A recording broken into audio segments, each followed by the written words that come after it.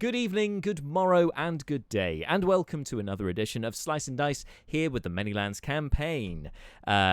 We are now into the 50s, as last week was session 50, and it was a pivotal one. I believe you guys probably would agree with that, wouldn't you, team? Speaking of team, I should say our newest addition to the team, mirror image, is Angelique up here in the top right. Hi, Angelique. Thanks for joining us again. Our guest star on the stream for a little while. We'll see how long. We'll see how things go. How did you find your first session in the campaign with us here? So much fun. It was great. And I'm around for as long as people don't hate me. Yay! Didn't pay her to say that, by the way, folks. That's that's a genuine reaction.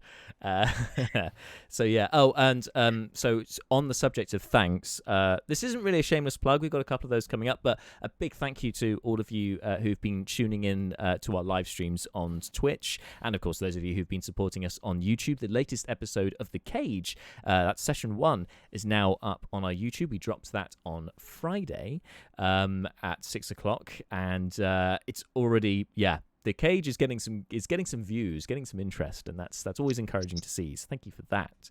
And of course, for those of you who joined us on Friday before that dropped, with a little talk with the DM himself, with Stephen from that game, we did have quite a few technical difficulties. It was such a shame. Like so many that I think there's now 5 video clips on Twitch currently, as it kept dropping and dropping back in. So yeah, chaotic, I think, was probably a good word for that. But we eventually got something together, so eventually we're going to have to re-record some stuff actually with Stephen, but once that's done later this week, I'll edit it together and we will get that up on our YouTube as well for those of you who missed it.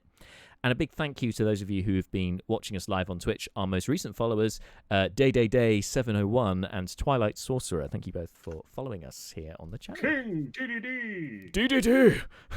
DDD watching some D and D as it goes. So there's, I like the synergy. Anyway, let's move on to some shameless plugs. Shameless plug! So, first shameless plug today is that, for those of you who don't already know, there will be no stream next week. We will have no session next week because I'm on holiday. So, sorry. But to make up for the fact that I will be missing next week, we will, when we come back, have not 1 but 2 streams in 1 week, because not only will we have the next edition of the Manylands campaign, we will have our the one I've been talking about for a little while now, our collaborative stream alongside such creators as Dungeon Masters Workshop, Mad Hat's Cats, Family Fantasy RPG, Tabletop Crafter, Frostwalkers Podcast, and Aqua Otter Illustrations. A whole load of D&D creatives have all kind of meshed together to play a one-off game here on the channel. That'll be Wednesday the 30th of September. So the very last day in September, we're just launching in with that. I'll be here on the channel from 6 p.m. on kind of normal time for streaming.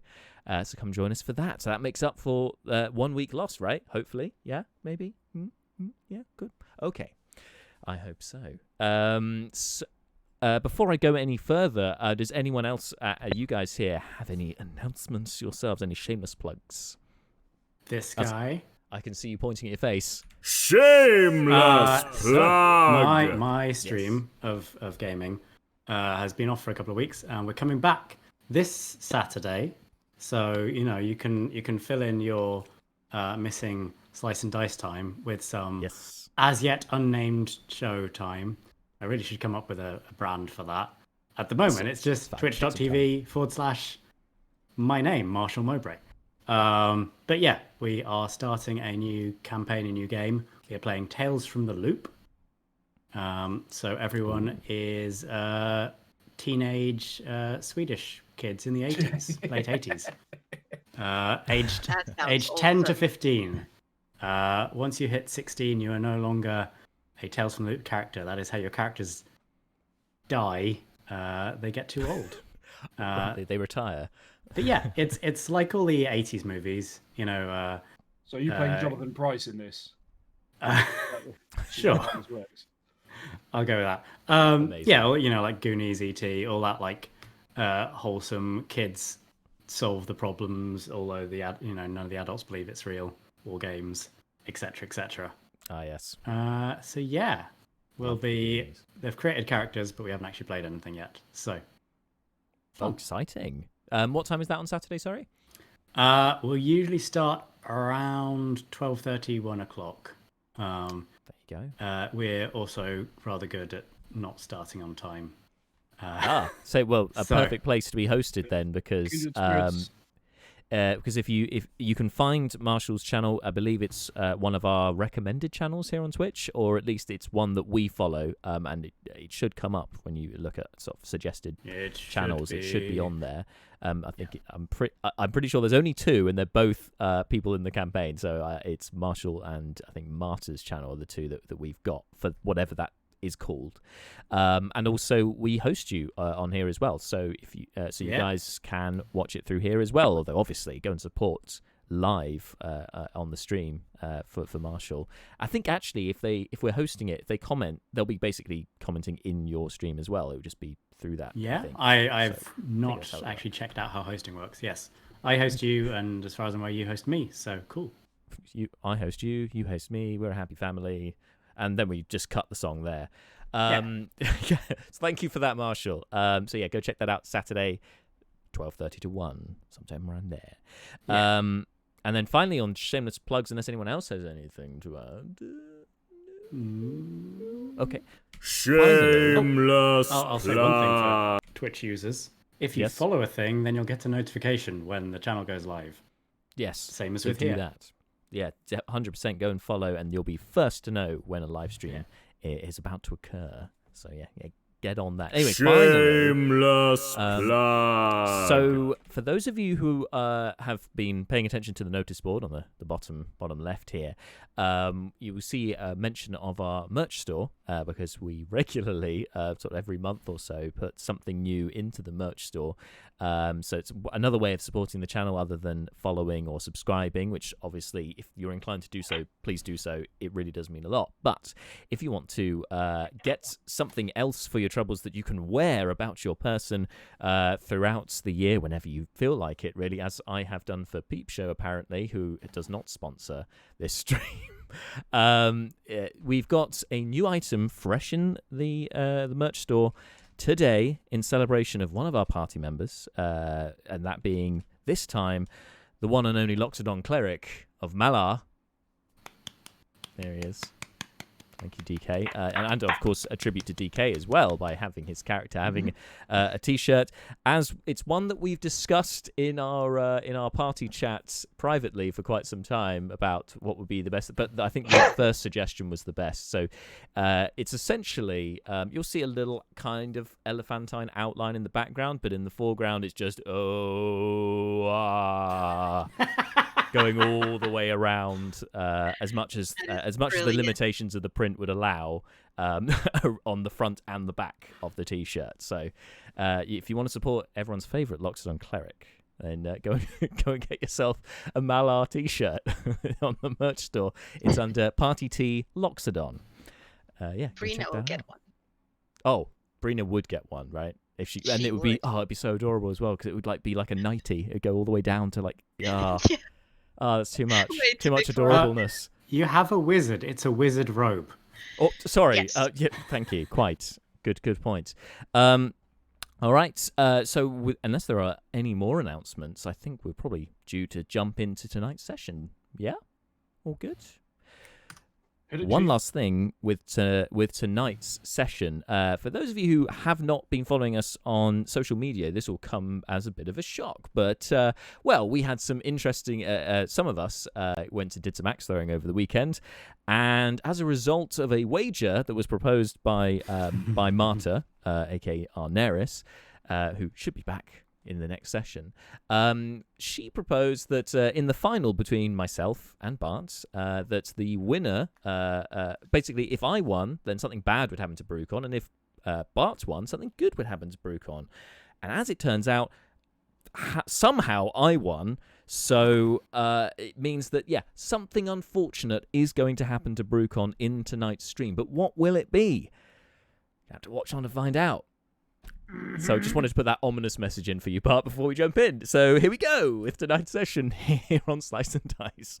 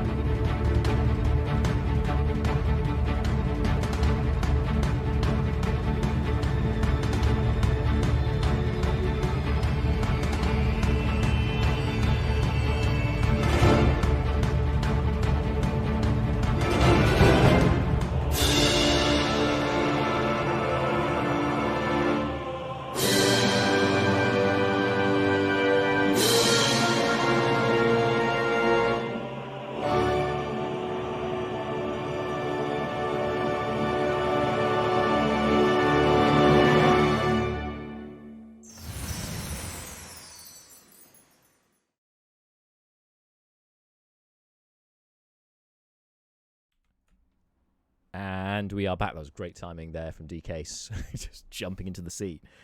Okay, guys. So last time, in session 50, and it was an eventful one, while most of you were hiding away in the bushes and actually in the rocks as it was in the terrain, Malar and Fleeting stared down the group of manticores that were coming to claim the 2 Aarakocra you have in your charge, but fortunately hid very well amongst your steeds and managed to avoid their gaze.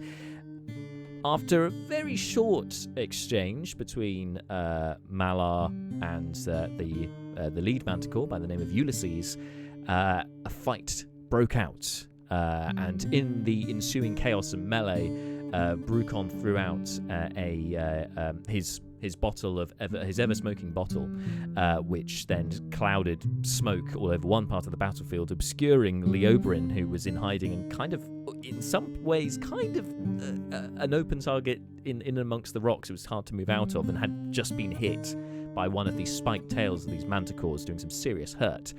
But that wasn't the end of the confusion for Leobrin, now covered in smoke, because then he felt the rock behind him bash into him, like a door opening into him, and from it emerged the diminutive and ridiculously adorable Brina, the deep gnome wizard, who had just come to the surface for reasons of her own, which I'm not sure she's disclosed as yet to the party, but we may get to that. Anyway, as the rest of you fought on with the manticores, 2 of them, including Ulysses, tried to escape, but given your ranged prowess, you managed to bring all 3 of them down and slay the 3 beasts. Not before finding out from Ulysses through his dying words as Brina cast Zone of Truth, using her kind of gnarled but eminently magical wand. Powerful wand, actually, given the effect, confessed that the manticores were working for a druid. They were under orders from the druid to go get to get the Aarakocra to round up these small individuals, because they carry something of importance. Those were his paraphrased dying words. Anyway, with those 3 taken care of, I think Seth found an interesting band. It was a ring for Ulysses, but in fact was Leobrin found it. It doesn't matter who found it, but anyway, a ring that is definitely magical, which Leobrin is now spending some time with to kind of work out exactly what it does, but through Detect Magic knows that there's abjuration magic involved with that ring. After, because this was happening during the twilight hours, as the sun had set as the fight broke out, you guys decided to find your find a good place to make camp for the evening, and you found just such a place with a large rock obscuring one side of your campsite, and then a set of bushes, kind of a thicket, covering one of the other sides, making a nice little sort of windbreak for you guys. And that seemed like a good location for you guys to settle down for the evening. And that's where we pick things up today. So before we go any further, as you guys are sort of getting your camp together, Fleeting Look, can you roll a perception check for me, please?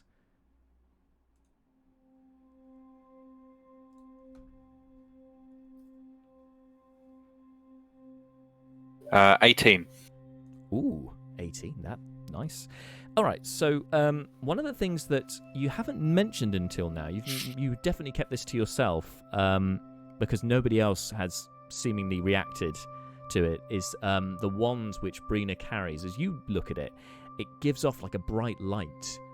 Brina, this is something you're used to with it, that no one else can see this. I don't. What's Brina's passive perception? Sorry.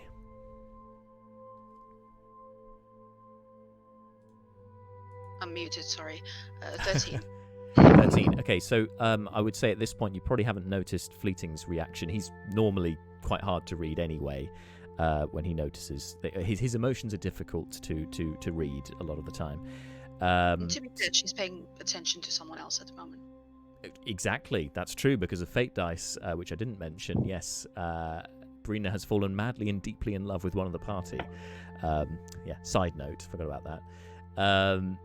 So yeah, Fleeting, you've noticed that this wand, although to the others it just seems this gnarled object, to you it gives off a very bright light. It's clearly magical, and I think that's probably all that you've got from it at this stage is like a kind of a gold at its edges and then a brilliant white at its center. So you kind of observe that as you've been tagging along with Seth and helping him gather up bits of dead manticore that, for whatever reason, he wants to use those. So you guys wanted to make a camp for the evening. So as you're camping overnight, is anyone going on watch? I know Brina has ritual cast the alarm spell, so you've got that kind of covering the camp in case anyone hostile enters. But is anyone doing watches? What do you guys want to do? I'll take a first watch because we'll have just finished collecting up manticore body part. Yep, sounds good. Totally normal way. Yeah, totally normal. There's nothing weird about that. Yeah. For Seth, anyway. So Seth's on first watch, so that'll be 2 hours. Does anyone else want to do a watch? Brina wouldn't think of it. That's entirely fair. Brucom would, I think, not object terribly much, as long as he gets some time for some meditation in during Seth's watch. I think Brucom I should say, rather than, I guess, with those 2 hours, it doesn't necessarily have to be watching the camp. You could just be doing some light activity. I know, Leobrin, you wanted to examine the ring that you've got for an hour, so you could do that. But just kind of working out, I guess, the order of it really. So if Seth's going to take a watch, then Brucon is going to kind of meditate towards the end of that watch and then take a watch himself, I guess, because you've got more than 8 hours to play with here. Because you've got, it was quite early in the evening, and now, sorry, should be studying. He's just commented saying, "I love how Jack has the biggest cam, no favoritism at all." Yeah, well, there is a reason for the change in display, as we discussed last week, and it's really for then I can switch camera on here to the combat camera, so that's bigger and clearer for everyone, for all of these huge. guys, rather than just having me. Just look how magnificent I am. Just admit it. It's narcissism. Just admit it. Oh, you're like 3 times the size of all of us. Yeah, I know. That's amazing. I know. I might have to review this for going forward and have a separate kind of combat. Just have like different Twitch settings, tabs, broad OBS settings, Streamlabs. Yeah, that's what it's called. Just to switch between scenes. I think I'll have to do that.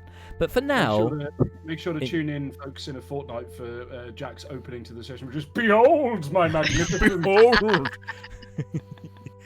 No, I've completely lost my thread now. I've completely got distracted by that. We're about to. What you were saying was that we've got more than 8 hours to allocate watches. Yeah, because you're it's what 8, but I think we said 9 o'clock ish at the time when you start taking watches. For the overnight rest, and you would be getting up at around sunrise. I think we'd agreed on, which is going to be 6:30 to 7 a.m. So you've got a couple of hours extra to play with, if you wanted to do extra things, so that works. So yeah, Seth, then Brucon. Anyone else want to take a watch? Leobrin. Leobrin, and I think Fleeting Wave there as well, so you guys can have watches. Obviously, do you mind which order you guys go in? I think we both have dark vision, so it doesn't matter what time, as long as anyone who doesn't have dark vision doesn't do middle of the night, as long as they do like morning or evening. Yeah, Malar. God. Anyway, hello. So I guess Malar's going to be on the last watch, because in this sense there'll be about 10 hours altogether. So, yeah. I guess Malar will take a watch that is sunset, sunrise adjacent. More screen time for Jack's on point eyebrows. Thank you. And also Bart. Yes, thank you. Brows on fleek. Yeah, thank you. I was born with it. Anyway, enough getting distracted from the chat. Let's talk about actually in the session. I'm distracting myself here. Yes, that makes it makes so much sense with Malar to do that, sort of seeing the sun as it comes in the morning, where you can actually use your non-dark vision eyes. So that'd be nice. Okay. And so were there any other things that guys you wanted to achieve in the during the long rest, aside from obviously watches? Leobrin wants to have a look at the ring. Rukon wants to do some meditation. Was there anything else? I guess Malar would actually probably just ping off a sending spell just to let Neris know where they are. Okay. Let me just. So I've got the spell slots for that, and I do. So yeah. Group mum. It's Team Mom. Yeah. Mom. So yeah. That sounds good. What did you want to say? Oh, Ms. Neris. Good evening. We find ourselves camping for the night. Love the counting. Just fought manticores. That was long. That one was long enough to definitely count. Yeah, he's on 16. Yeah. All right.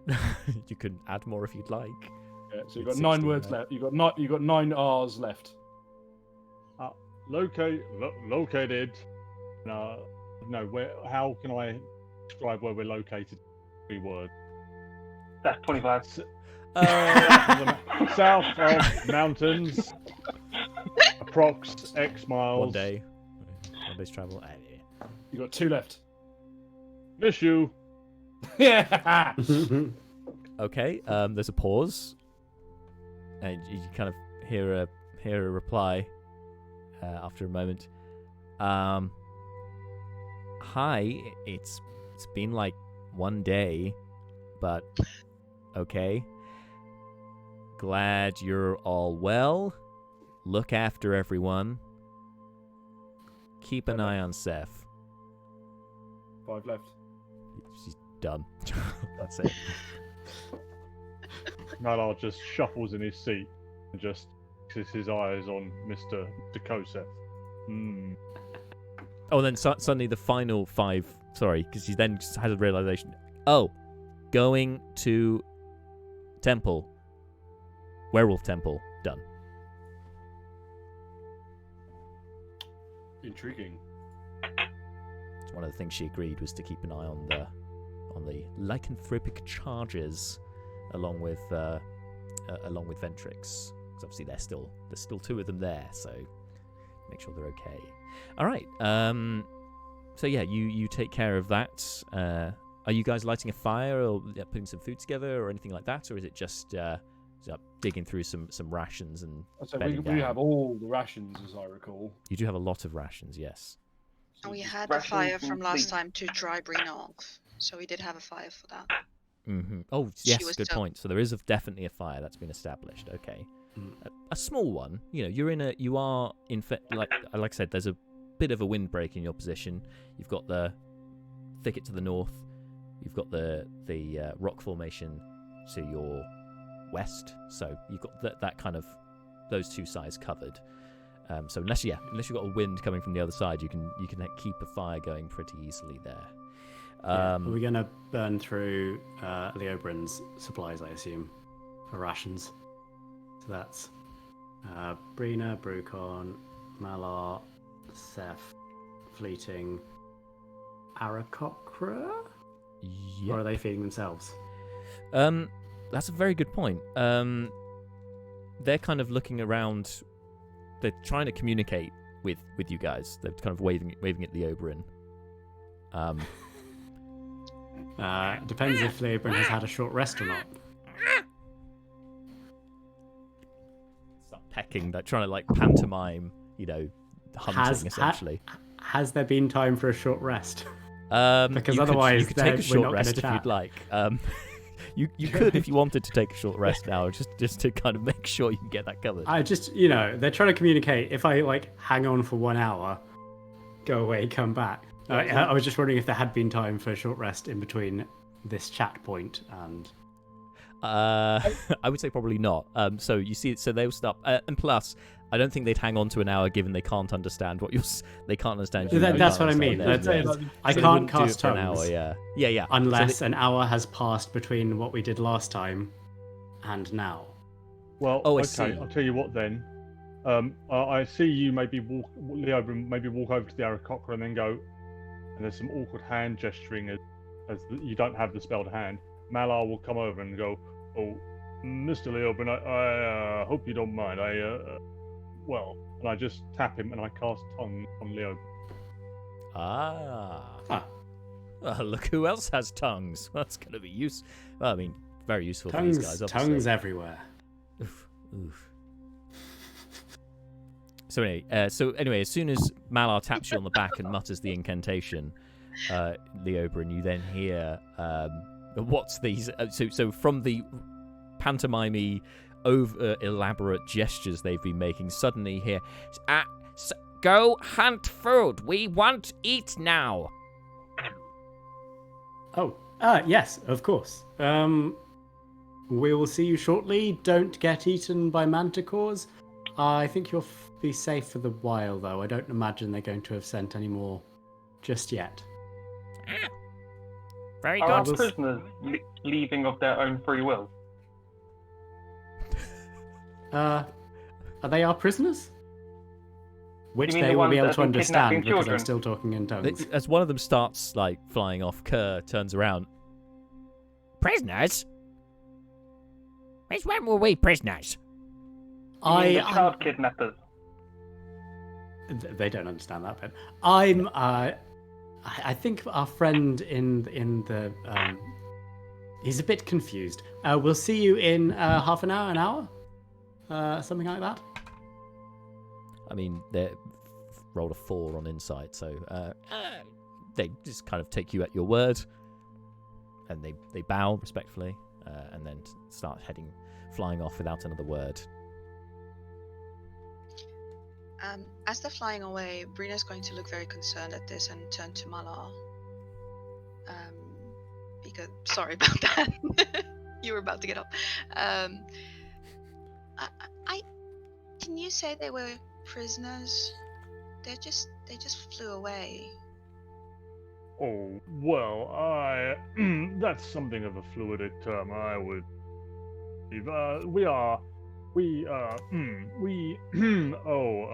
we took them captive, that is certainly for sure, but I think we have now reached what you might call an understanding. We are now helping them.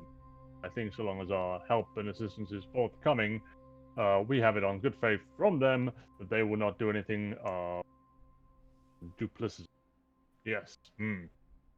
You should be careful. The Swivnevlin had an agreement with them as well, and they broke that one. Oh, goodness. How long ago was this agreement brokered and then broken? Oh, this is very long ago. I'm not sure. That's what Mum told me. Brucon perks up at that, and then realizes that he misheard and carries on with what he was doing. Okay. Oh, were you? There's a I believe the parchment talks of ancient proverb say something like, "Do not judge the son on the misdeeds of the father." Yes, I will keep an eye, but my faith is to be rewarded.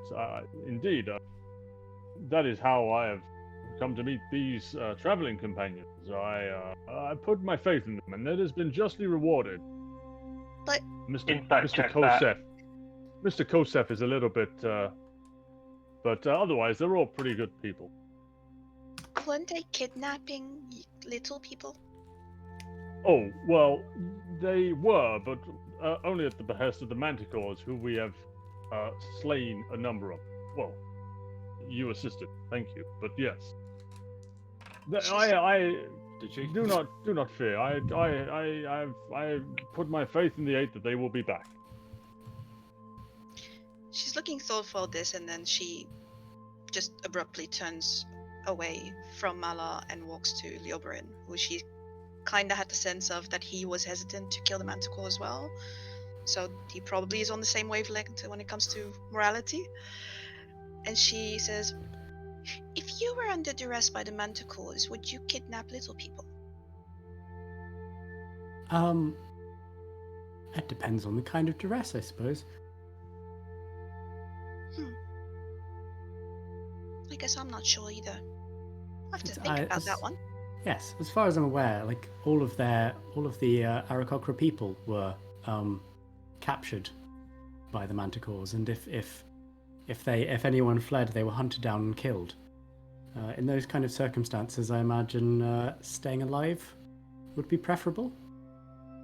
I guess. Do we know why the Manticores did that? I believe we have some clue. It may be to do with some red wizards. Do you know of those? I'm a wizard, but I've never heard of red wizards before. Would I have? Jack? You can make a history check. Okay. Because I would say no. Brina's But here. you do read a lot, so and a lot of Yeah. things you're not meant Asking to the real read. questions. Oh, +5, okay. 14. 14. Red wizards is not something you've heard of. There was a few on the history of the world above you, of the surface world, of the Manylands. You have heard of the red mages, which supposedly are a group of wizards, sorcerers, based in Kothar. So you know that much. You've heard of them. Never come into contact with anyone like that, but it's just something you read in some books. Would I know if they were evil? You know that they're very secretive, and not much is known about them. Is specifically what's written in the book. Cool. Well, I like wizards. I am one. And I haven't heard anything bad about them, but I have heard bad things about the Aarakocras, so I don't know. Maybe the Manticores were the good guys. Well, no. Then these ones are definitely. These ones are not good. They're sort of summoning undead, torturing people, taking their blood, all sorts of. I think. I'm trying to remember. Did we in character know about the impersonation of Neris's aunt, or did she keep that secret from us? I'm not aware of Neris ever having Hmm. specifically disclosed, but I mean, I guess we must have learned something. We know We she's attended her dead. funeral. Yeah, we know she's dead. I just She don't know if we definitely know. confided in somebody that she blamed herself for her aunt's death. I think that was Malar. That makes sense as Team Mum. I thought that was her uncle, maybe. But it could Oh, be. it definitely was her uncle. Yes. Yeah. Was Okay, Malar we as don't. well, We though? probably don't know. You don't know. they Yeah, you don't know definitely- for sure. Yeah. But I'll tell you what we do know. We do know about the doppelganger Yep. connection as well. They employ assassins, shape-changing assassins. They've not. They Burn down burn the inn. buildings down, kidnap people, torture them, keep them in cells. They're not. They're very not good. Remove the security tags from mattresses. They've ticked off every item on the Yes. list of things, really. Eat half a plate of something and then send it back as an inedible. Oh. Oh, I've heard they don't floss. That is terrible. Okay, no, they're bad guys for sure. Hmm. She shows off her pearly whites. Nice. And interestingly, as you do this, Seth, could you make a perception check as you've been getting ready to do your watch? Oh no, he's a wizard now. You're a wizard, Sephi. Well, I've rolled a 7, and I don't think my perception's very high. Sec. Okay. Higher than Oh, mine. +3, 10. 10. Far too late, you hear a commotion coming from behind where Brina is standing.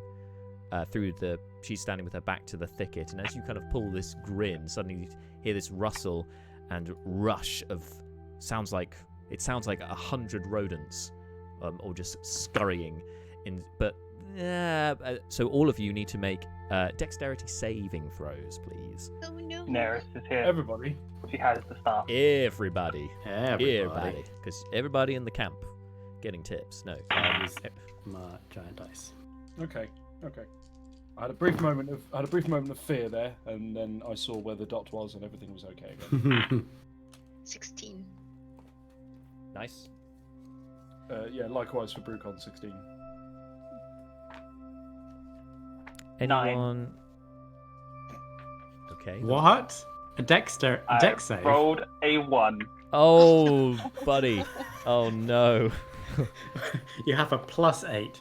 I have a +8. So they're like, this is exactly what wasn't supposed to happen. It's like, don't worry, guys. I'm on watch. I've got this. 13 for Leobrin. Okay. Malar got 12. Okie dokie. So anyone? The magic number was 13. So Leobrin, you that's good I'm for the you. best. Sorry, Fleeting. What did you get? Oh, you muted, I think. 15. Oh, okay. You're good as well. So those of you who failed the save. Me? And the Malar, dexterity one. Seth and Malar. So while the rest of you manage to kind of go to ground, erupting from this thicket is a very large swarm of bats that swoop through the camp. The fire goes out. That's how quickly they move through. Those of you who failed the dexterity save, you get bitten and you take 6 points of piercing damage from the swarm of bats as they pass through. And you need to take a marshal right now. And the rest of you who died to the ground, you're fine. But yes, avoided losing half my hit point. Yeah. Friggin' Also, bats. those of you who took the damage also need to make Constitution saves. Oh no, poison. Save for rabies. Yeah, pretty much. I'm doubly glad I made that save. Cool. 2. Oh dear lord. Oh no. Oh, this is not your day. It's meant to be punishing Brucon, not you. I've got the rabies. What was it? Sorry, Malar. 22. 22. Nice. Malar, you managed to Can I fight have some back. points, please? Seth, unfortunately, the bite that you sustain, you contract a disease from that, and you you feel yourself overcome with, you feel like you've got a rash, but there's no symptoms of a rash. You just constantly need to itch yourself. Is Seth a werebat now? Have we gone from werewolf fleeting to werebat? As the bats come out, I just go, vampires, vampires, vampires. And get my silver rapier out. Just waving it in the darkness, but unfortunately they've already passed through. Yeah. Brucon pulls out 2 heads of garlic and starts wielding them like nunchucks. I swear. Amazing. All right. Okay, so yes, Seth, you're now until I notify you otherwise, you're very itchy, and it's quite distracting actually. While you're itchy, you're going to have sort of disadvantage on most of your ability checks. Oh yeah, because I was doing great before. Yeah, just to add insult to injury. Yeah, and with the noise dying down from the as the bats leave, just as everything goes quiet again, you hear 2 figures flapping over to you from behind the thicket. One of them looks incredibly battered and bruised as the 2 Aarakocra fly back to the camp, looking rather sheepish. These chucklebugs, man. Is Leobrin's tongue's thing still active? It hasn't been an hour, so yeah, you've still got some time left on that. Welcome back.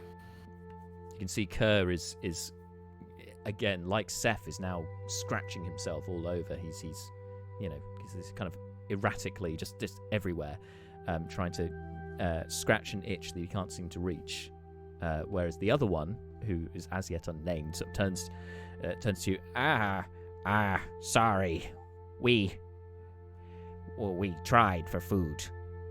We disturbed some bats. They got cur. Oh. No food. Well, we can sort you out with food. What exactly is happening to Kerr? He itches. It's all itchy. He says he has a rash, but I can't see one. Malar? Oh, yes, Mr. Leobrin. How can I be of assistance? Our friend Kerr here, I think he's caught something from the bats. He is itching. Oh, I'm not overly familiar with Aarakocra biology, but let me take a look. I'll just give him a visual once over. And then, yeah, fuck it, I'll dump a Lesser restoration. Yep. Alrighty. That'll do it. That cures the disease, right? So, boom. With that, Yeah. he suddenly stops.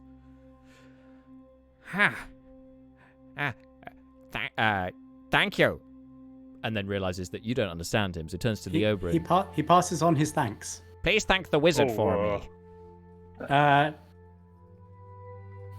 I'm still just scratching, going, "Oh my god, the vampires are coming! The vampires are coming!" Let them know that they're most welcome, Mr. Leobrin. I think Mr. Seth needs a hand. And I'll go over to Seth and just calm him down. Get a hold of So yourself. you're gonna what? Yeah. Fucking club with a nail in it. You're gonna try and so Malak is coming over to try and calm Seth down. Just Mr. Seth, no, don't worry. Look at me, and I will just clamp onto either side of his head with my big 4-fingered hand. Just cast it from that point there, maintaining eye contact with. Oh, you're casting Lesser Restoration, yeah. Yeah. While doing that, being that close, trunk like swirling. Look into the eyes, not around the eyes. Don't look around the eyes, and you're under. You're under. And with that, Seth, yep, you see the glow of the magic that's cast over you, and you are cured of that disease. You no longer feel the itch. I didn't know you could cure vampirism. Oh no, This Mr. is Seth, this very was good not to know. vampirism. No, no. Oh, Mr. Seth, that's not how that works. No. And Malar will spend the next 10 minutes, rather long-windedly explaining to vamp how that's not what that was. All right. I'm going to spend the next 20 minutes explaining to him every point about vampires and what they can do, and how that was the start of vampirism. Okay. Well, that's the first hour of your watch taken up. Oh, by the way, vampires. I have no more of those. Don't get bitten again until tomorrow. Oh, thank God. I thought you were going to say ever. We need you to counter the vampires. There's definitely no one else in the party who can cure disease. Indeed. So. Oh! Sorry, did I step on Fleeting's toes? I don't think Fleeting's toes have a lot of casting Fleeting's spells on. immune to disease, isn't he? Being a paladin, over third level, right? You muted again, Dan. Oh, just got the end of that. Very quiet. Got the end of that. But I believe yes. Use your words. You can do it. Just like We we believe trained in you. you. The best possible reaction to that statement. Just no. No. And speak.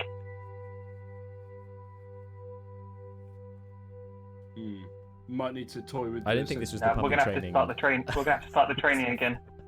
I love that we've been going for the nearly an hour. I'll before get we some realised. Yeah, quite. Shall we continue I'll on? I'll upgrade dropped my off- treats from dropped off cookies video to for beer. Start training him. Right. Anyway, so with that out of the way, Seth, if you continue your watch, as some of you presumably are now bedding down to go to sleep before your watch, is anyone staying awake to do anything while Seth continues the watch? Yeah, Brina is going to, with her wand in hand, she's kind of pacing by the fire, and she's talking to herself. And if anyone's close enough to listen, they'll hear her say, I'm here now. What do you want me to do? Where do I go? Do these guys know? I'm not sure. Can I make a perception check? 'Cause I'm on watch. Yeah, you're on watch. You go for it. I would say, who do you think Brina would be near to, so who could possibly, passively hear her? Do you think in the camp? She was with Leobrin last, so maybe thereabouts. Okay, so perhaps Leobrin, you could use your passive perception. You might Are we be able not- to pick up some of this. Enclosed in a very tight space. Alarms. We are. Yeah. It's a 20 Yeah. foot cube. Yeah. Yeah, I'm 20 foot wondering- cube, so you got to be pretty close. Pacing I- space. There. I got an 11. My rolls are not with me today. I'll say, because you're, awake at this time, that you probably would Within get 20 some of foot, what she yeah. said.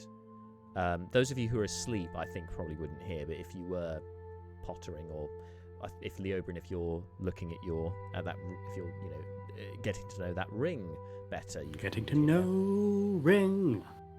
Getting to learn all All about Ring. With the Dear. perception check, can I see, is she talking for a while, or is she talking for about 25 words?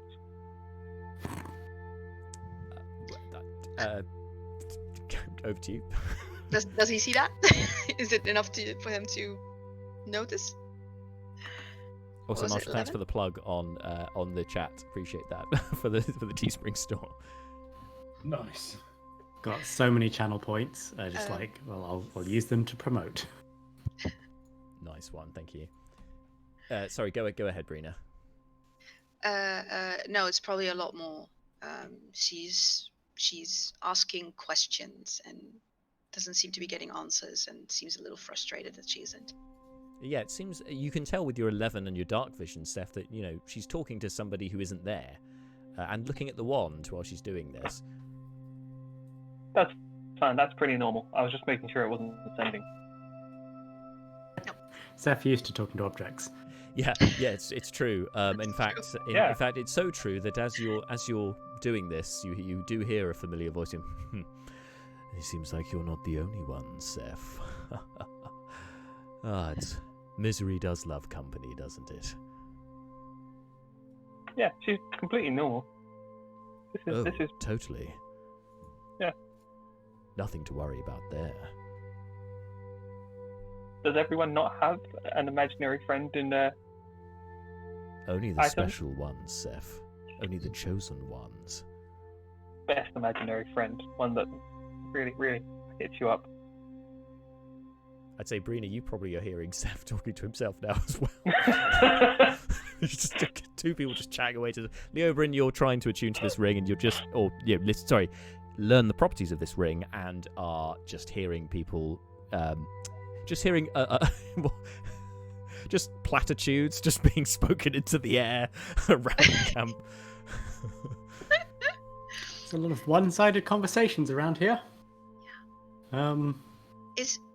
If I hear him talk to someone, I'll probably walk up to him. Actually, Sure. Okay. hi. Hello. Are you not resting? I'm on first watch. No, I was talking and saw you talking, and maybe we're talking to the same person. Who are you talking to? Keith. Who are you talking to? Is Keith one of the names that Dan Yes. knows? Yes. Yep. I forgot. 'Cause Yes. Wasn't one of them 100%. Simon? Yes, it is. He was the Steve? first Keith, one to Steve, use Keith and that. Steve are the ones we know. Is Keith the one that sent us the ice giant to fight? That was Steve. Steve. Keith You is the haven't one met that. Keith. Only Fleeting has met Keith. Hmm. You've all met Fleeting. Steve. Is Fleeting sleeping, or is he hearing this? Actually, Fleeting would be in the process of, I guess, correct me if I'm wrong here, Dan, but wouldn't Fleeting be in the process of hoisting himself up onto the rock upside down so he can sleep inverted, as is his wont? Still not picking up. Oh, Yes, you're going to he take would. your... There we Oh, go, there we go. yes. Yes, yes, he would. So, yes, Fleeting, you would hear this. So, Keith, I think is that Keith the paladin guy, Keith? One of the 9? 8, 7? Ah, shit, what? How many are there again? 8. Okay, I've got it wrong once as no. well. Oh, sorry, No, this is I a know. character. So, yeah. Sorry, sorry. I have no idea what you're talking about. Keith is my friend.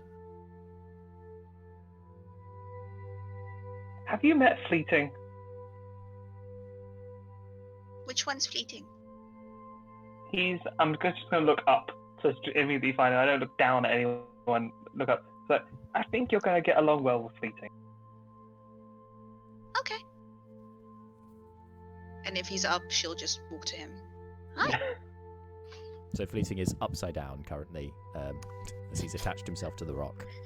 That was not an instruction.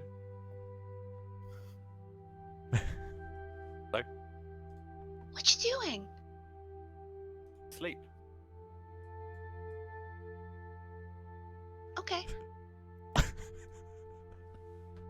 Sorry. Good night. Bye. Bye. And she'll sit like maybe 2 feet away from him, sit down on the floor cross-legged and just keep looking, because this is fascinating. Just watching him Watching him. do his Batman sleep. I feel like they're going to be best friends. You made this happen, Seth. You're the dream maker. Fleeting already has a best friend, so don't worry. Good point. Very good point. Not trying to get rid of you or anything. It's fine. Okay, so Seth, you can so you your watch goes by without incident. The evening's obviously drawing in. It is clouding over. It's looking like it's going to be it's going to start raining, and you feel the temperature drop as well. You're very much obviously into autumn now, and you That was a long rest.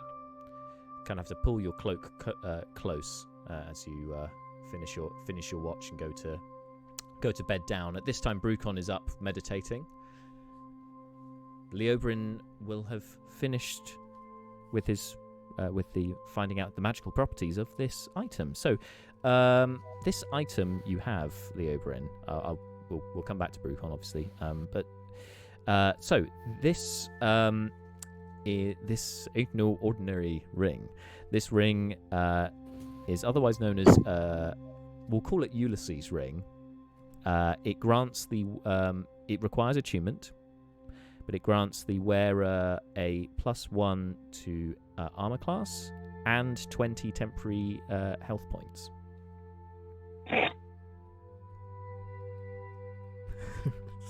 Why do you think he was so strong? Yeah, no, I'm just 20 temporary health points is in per day. Per day, yeah. Per day. And then if they're not used, they then get expelled, and then so you can only have 20. You can't stack them. Yeah. I was like per minute, or once only. Okay. Little bastard has 1 less HP than me now. If he decides to attune to it. Yeah. So it'd be useful be for a cursed. number of people, that. Could start talking to me. We don't know. Oh, we can give it to Horsey to make sure he's safe. Yeah, to be fair, it's currently much, it's more like a bangle for Leobrin, so, maybe you could attach it to Horsey somewhere. Maybe let's not think about that too much. Yeah. Let's leave that for now. Let's park that, because I just didn't realise how bad that sounded. Let's all pretend that what DK was just doing was what was Yes. the prospect we were considering there. And move on. Serve up, move on. Horse bangles. Cool. Yeah, that's I what mean, you're doing with everyone else is asleep, so that. Yeah. cool. Brucon obviously meditating, and then you go to take your watch for the evening. Could you make a perception check for me, please? Ooh.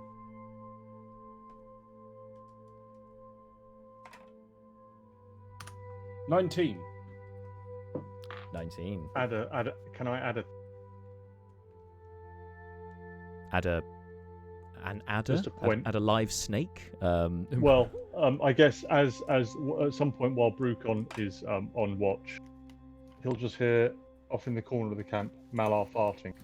Ah, with a 19, you would hear Malar and smell Malar farting. Well, this is not the first time Brucon has heard or smelt a fart. Much of Brucon's life was spent in and around bars, so he takes that very much in stride.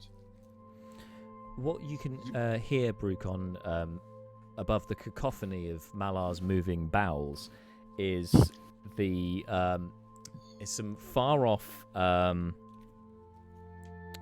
squawks of bird creatures. You then hear the classic urban fox.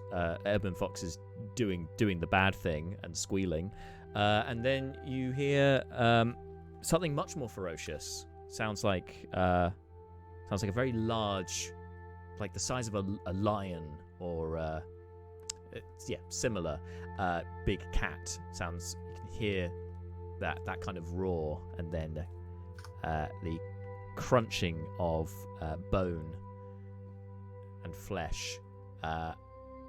Before, after a few moments, it starts up again, even louder, and then you hear hear the sounds of. It sounds like an elderly lady screaming out in terror. I'm so sorry. You guys are just going to have to vamp because of the worst possible timing. The thing I need to not jump away from. No, it's turned up. Okay. Jump away. Jump away. In which case, the rest of you are asleep. So can you tell me your passive perceptions? 13. My passive perception level is Lion's Roar. I can wake up for Lion's Roar. It's a far off lion's roar, not close. Just to note. We're back. We're back. Hey. And it's 13. Right. 13. Sorry, So you were is anyone saying? above 13 in the party? I think 13 is the kind of average, isn't it, for this group? 14. 14 for Malar, yeah. Cool. So yeah, Brucon, as you were, so yeah, and hear an elderly lady shriek out in terror. What are we looking at distance-wise? So 2 questions. Sorry. First is, Yeah. so roughly how far away does this seem to be originating from? And secondly, can Brucon still see the 2 Aarakocra with us? Yep, like, they're still present? Or... Yeah. Okay. They seem to have made a little nest out of sort of some of the twigs from the thicket, bedded themselves down. Okay. And distance-wise, what are we? With a what are we- 19, it's within a mile of you. It's not far away. It's certainly not like it's certainly not within 30. It's not like horrifically close, but you'd guesstimate it's up to a mile from you. Yeah. So not somewhere he could get immediately. No, you'd have Okay. to run like buggery Yeah. with the boots of speed, presumably. Quite. Everyone else has turned in now, right? Or I guess Seth and Leo would be trancing rather than sleeping. No, half No, that's a high elf thing. elves. For Oh, you full think elf those Nereus trance. would do that. Oh, it's Nereus, is it? Yeah. Those tricksy elves. Yeah, I know. I find it difficult to keep track of elven nonsense. Okay. As do we all. I have a feeling I know what you might be getting at here. What you might be wanting me to. No. You honestly fate will find you, Brucon. It doesn't matter what you choose to do or not do. Eventually, it will find you. We'll see. Please okay. make an organic decision rather than No, going. it's fine. I think No, this is what it's- needs to happen. No. I didn't mean it like that. We'll Oh, get okay. there in a moment. This will make sense. Brucon would like to try and climb a nearby tree that seems to give a decent vantage point around the surrounding area and see if he can get a look at some sort Sure. of shenanigans. Well, actually, in your current position, the highest sort of vantage point for you is this very large rock that's jutting out of the earth, which Fleeting Look has attached himself to. He's not at the top of it, but it rises at its highest point because it's obviously on a slope. It's probably about maybe 20 feet elevation, so it'll give you a good. It's like an erratic sort of thing, like just a spontaneously occurring massive rock in the middle of kind of. Yeah, like Pride Rock. There are smaller ones around it, but yes, one particularly large, which you guys chose to camp by. Radness. Okay, yeah, Brucon would like to ascend to the top of it. And you most certainly can. It's a bit difficult, but you can get up there. I say no need to check with your high acrobatics. You're all good. Well, what am I supposed to do with this friggin' dice tray that I literally just had delivered? Oh my god! Right. Well, in which case, I'm joking. It's fine. I'm very happy I can take to it all not back. roll You can under- roll if you like. I don't. No, I'm fine. This is good. Okay. All right. You can. Okay. Passive success. Fine. Yep. You can climb up there. Great. Cool. Okay. Get to the top. Now Brucon you can make see your anything- perception check from the top. Break in the new Right, dice okay. tray. Oh yeah. 17. All right. It's not bad. Not bad for perception. Good work, new dice tray. Okay, so with your dark vision, scanning the area now, you can recognise that what you're looking for. Sorry, should be studying. Like, just in the chat saying eyebrows for days. It's all I can look at. I mean, I guess I'll take the compliment, but equally, It's because the eyebrows are like just as large as each of our individual videos. Yeah, the eyebrows are now about 5% of the total Twitch display.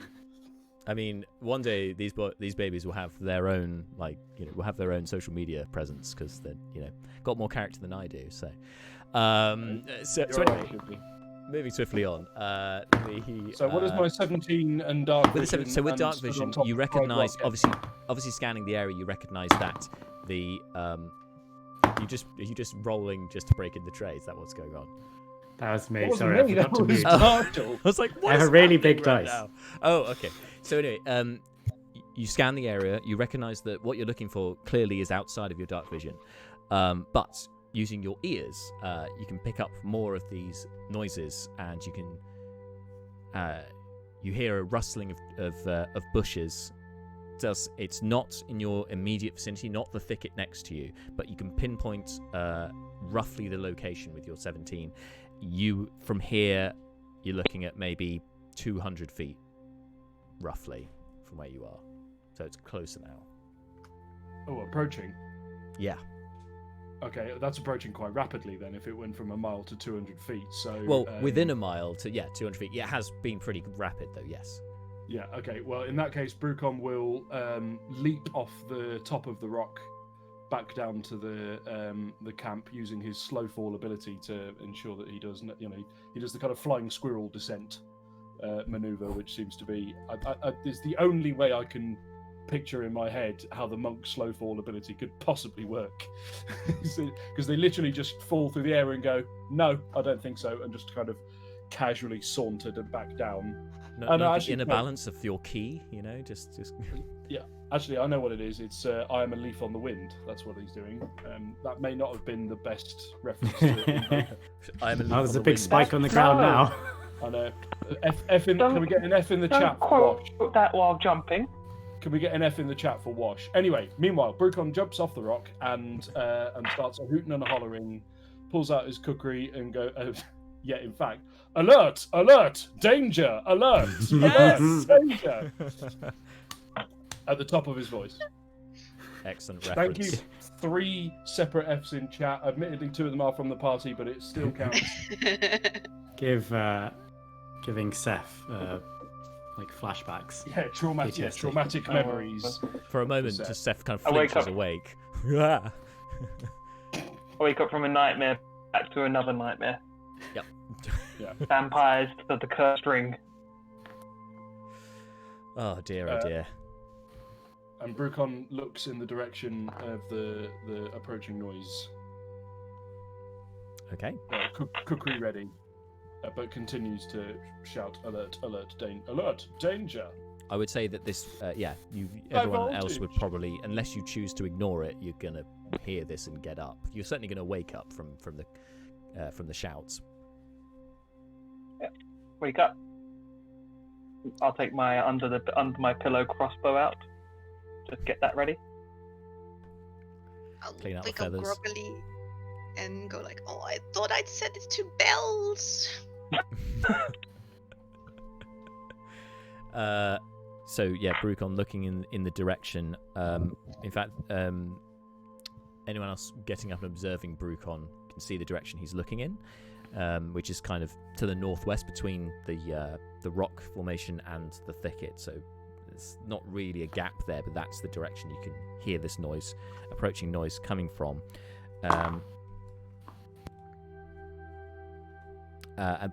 After a few moments, you hear rustling in the thicket.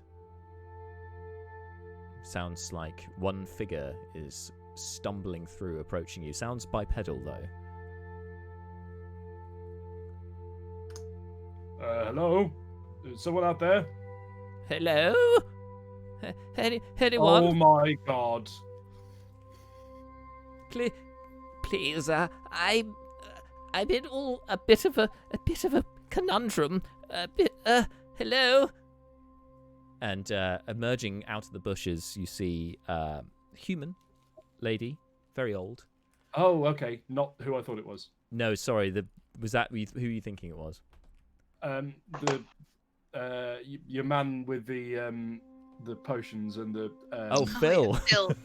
No, Phil. no. You've already seen him this day. It's okay. Exactly. I know exactly. That was a large cause of my consternation. Okay. Oh, Anyway, meanwhile, hello. describe- Have you got a describe- problem here? No. describe the new person who is definitely not Phil. Right. So elderly lady, crow's Phyllis. feet, very sort of ingrained wrinkles across her brow, betraying her years.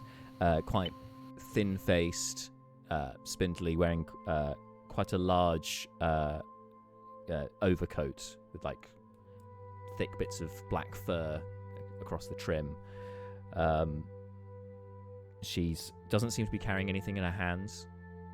She has a small sort of satchel that's strapped around her, looking very worried as she kind of stumbles into the camp.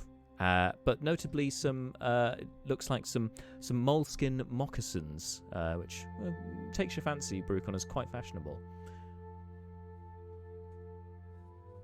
Well, the rest of was it just the mock? Is she just got really intense shoe game, or is the? Oh yeah, is she- yeah. She's a shoe person, Okay, Sorry. That's not a race in the Manylands. The shoe people. No. Just to get that. I can never remember what they're called at the first try. The monopods from Voyage of the Dawn Treader. I can never remember the other name for them, but when you just said that, I immediately thought of the single-footed little people from that, but it's not one of those. Okay. Yeah, and what's her Prominent physical condition looking like? So she looks quite scared, but despite her large brow, you can see what would normally be quite small eyes are, out to their fullest. Slightly bug-eyed, in fact, like bulging out of her head. Greeny grey eyes, with a large, slightly bent, crooked nose. And yeah, she's in a state of panic. She comes through and she's like, hello, I'm not here to hurt anyone. Please, I've been chased. Were you by any chance chased by something that looked and/or sounded quite like a large predatory cat of some sort? Yes, that's it exactly. Over this way. Yes, I have these visions sometimes. It's astonishing. Anyway, please come here. Come in. where is it? Do you know? Is it approaching still? I didn't look back. I just kept running. It followed me since I got off the road. I see. Well, come here. Brucon sort of pads over and sort of takes her by the arm, taking the opportunity to get a good look at the design on her shoes and see if he can spot a brand logo of any description. That's a fair point.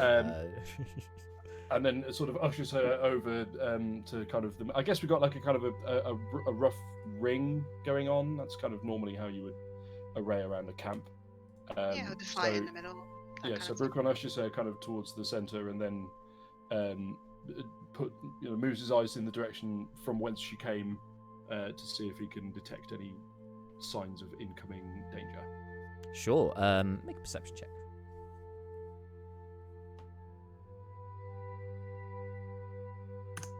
12, trending gradually downwards on these perception checks, but still okay.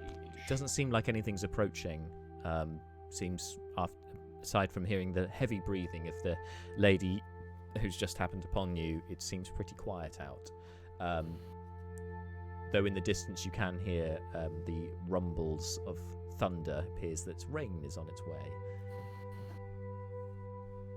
How close are we to Brucon and this lady? In the camp, so you're within 20 feet. Yeah, within 20 feet. Can we insight check her when she said there was something chasing her? Yeah, by all means, if you like.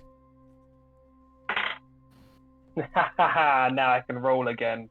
17 plus my insight. I always forget it's 0. 17. Like 17? 17. I do that every time. I keep thinking I have insight as like a good thing, and then I remember it's 0. With the 17, given your knowledge of this situation, you kind of awoken into the middle of it. Nothing she's saying seems suspicious. She seems pretty on the level. Okay, so she seems like she's telling the truth. I keep It my would appear crossbow so. aimed at Yeah, her. as far as you can tell. And plus, given her general frame, and given your history as a bit of a monster hunter and tracker, or at least that's your new profession, she doesn't seem like a threat in of herself in her current state. Yet. Perhaps in the future, but certainly not at the moment. I'll pull her nearer to the fire and kind of sit her down and go like, "Those are nice shoes. Come get warm." Oh, thank you, my dear. Oh my goodness! And she again gets up immediately. I left my wares, my caravan. I left it on the side of the road. I hope it's still in one piece. Maybe I would go back and... No, I shouldn't, should I? That monster could still be out there. Oh dear. I don't know if I'm coming or going. Well, you're safe here.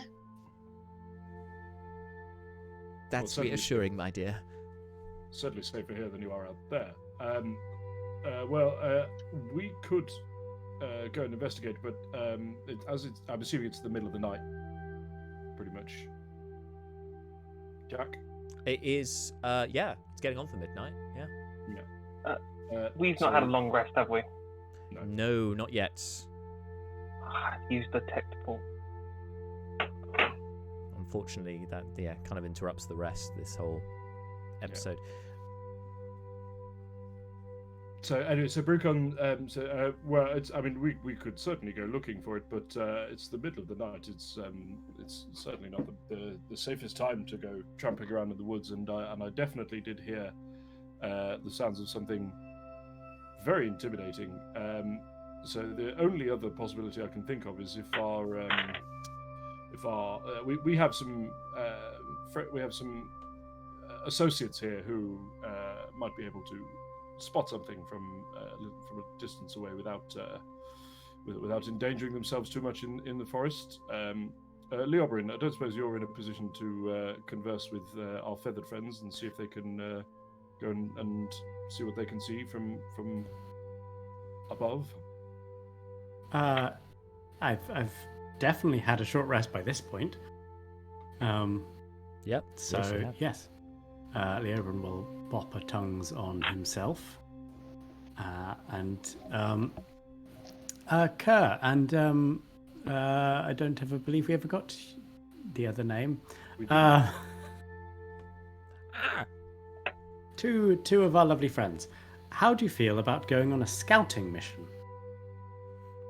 It's Beak. Beak. Your name is Beak. Beak. It's a pleasure to meet you, Kerr and Beak. And to you. Around to my first point. How do you feel about going on a scouting mission? We were just sleeping. Yes. If you see this lady over here, and gesture towards the new addition to the camp. She was being the chased. old one. Yes. Yes. I don't know if that's her name. We'll try it out for size later. She ran into the camp. She was being chased by something. Would you care to pop up, maybe see if you can spot it? Don't get into danger, of course. I would say make a persuasion check. You do have advantage, though, because you've been pretty trustworthy with them so far, particularly Leobrin. Yo ho. 19. Okay. They they look to each other for reassurance, and of course, yes, and just nod respectfully to you before they kind of gather up their gear. Wonderful. We just need to know where it is and what it is, and then please come back. And they, with that, fly into Brucon the air. steps forward just as they're about to take off and says, Sure. if they're if it would help, then they could take me up with them if that's possible. I might be able to see something. I don't know if Aarakocra can see well at night. That is a good point. I don't think they can. Nope. Would you care to take up your monk's guild friend here with you? You know how you two carried Brucon two? looks strangely eager. He's quite heavy. Leobrin does not pass this on. We could take the small one. I will. I'll check. Brina. Yeah? How do you feel about flight? Fun. Fun. Excellent. These two Right, fellow here would be willing to carry you up to scout out for the enemy. Oh. As you have dark Flight vision. with them. Yes. Unfortunately, none of us have wings.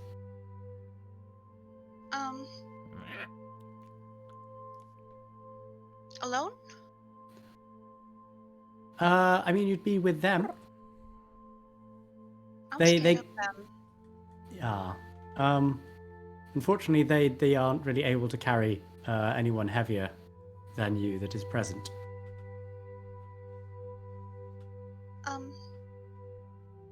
If this is not something you want to do, that's fine. We'll find some other way of dealing with this. I'm just worried they fly away with me and don't come back.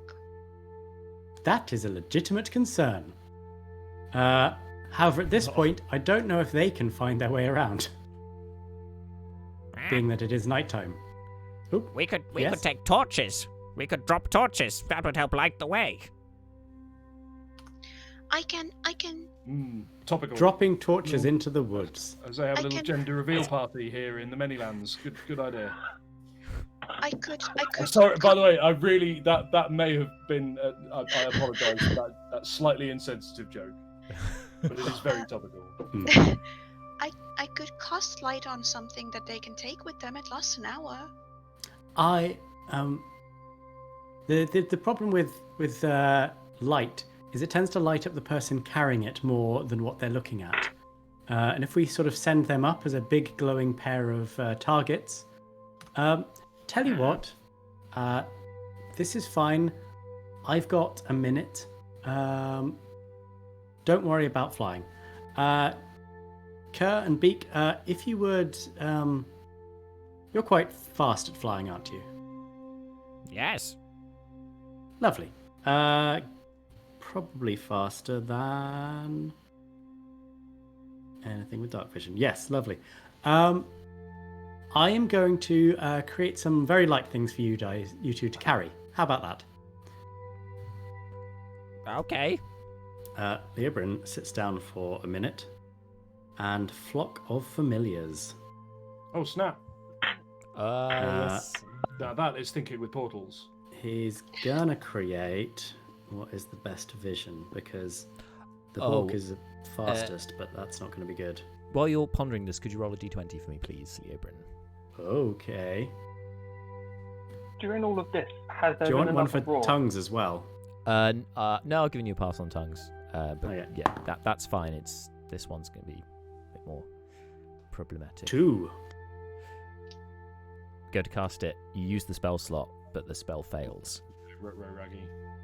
Okay. I'm sorry, buddy. You just, but you look at, as you do it, this is obviously quite distressing, and this has never happened before with you.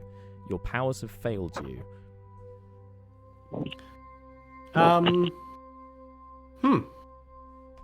Leobrin will go to try again. Nada. I What? appear to be able to cast. Because you used a slot for tongues, right? Or is Yeah. that and then you Yeah, I've that's used your it. second It's two slot slots. for. I have 2 slots. Yeah, so then you've used the slot, but the spell has failed for the Yeah. Flock of Familiars. So, I suppose, yeah. Sorry, man. Yes, that's what I'm saying. Sorry. I thought I got confused. Yes. Cool. Rena. So we don't have a backup plan after all. I have an idea. Please. We're taking any offers.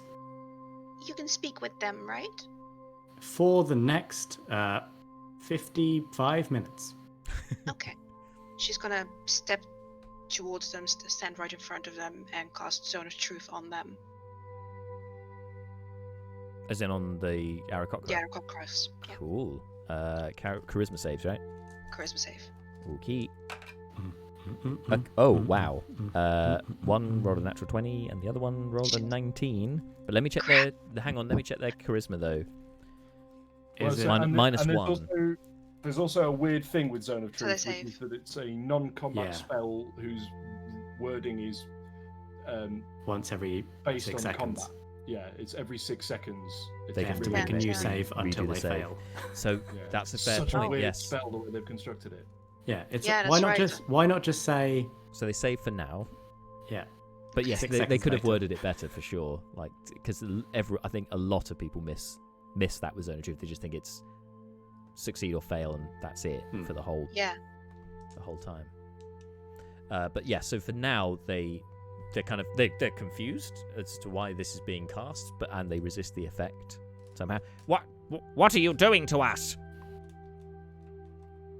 What- We were warned what- about the gnomes. they're You currently can't trust asking- them.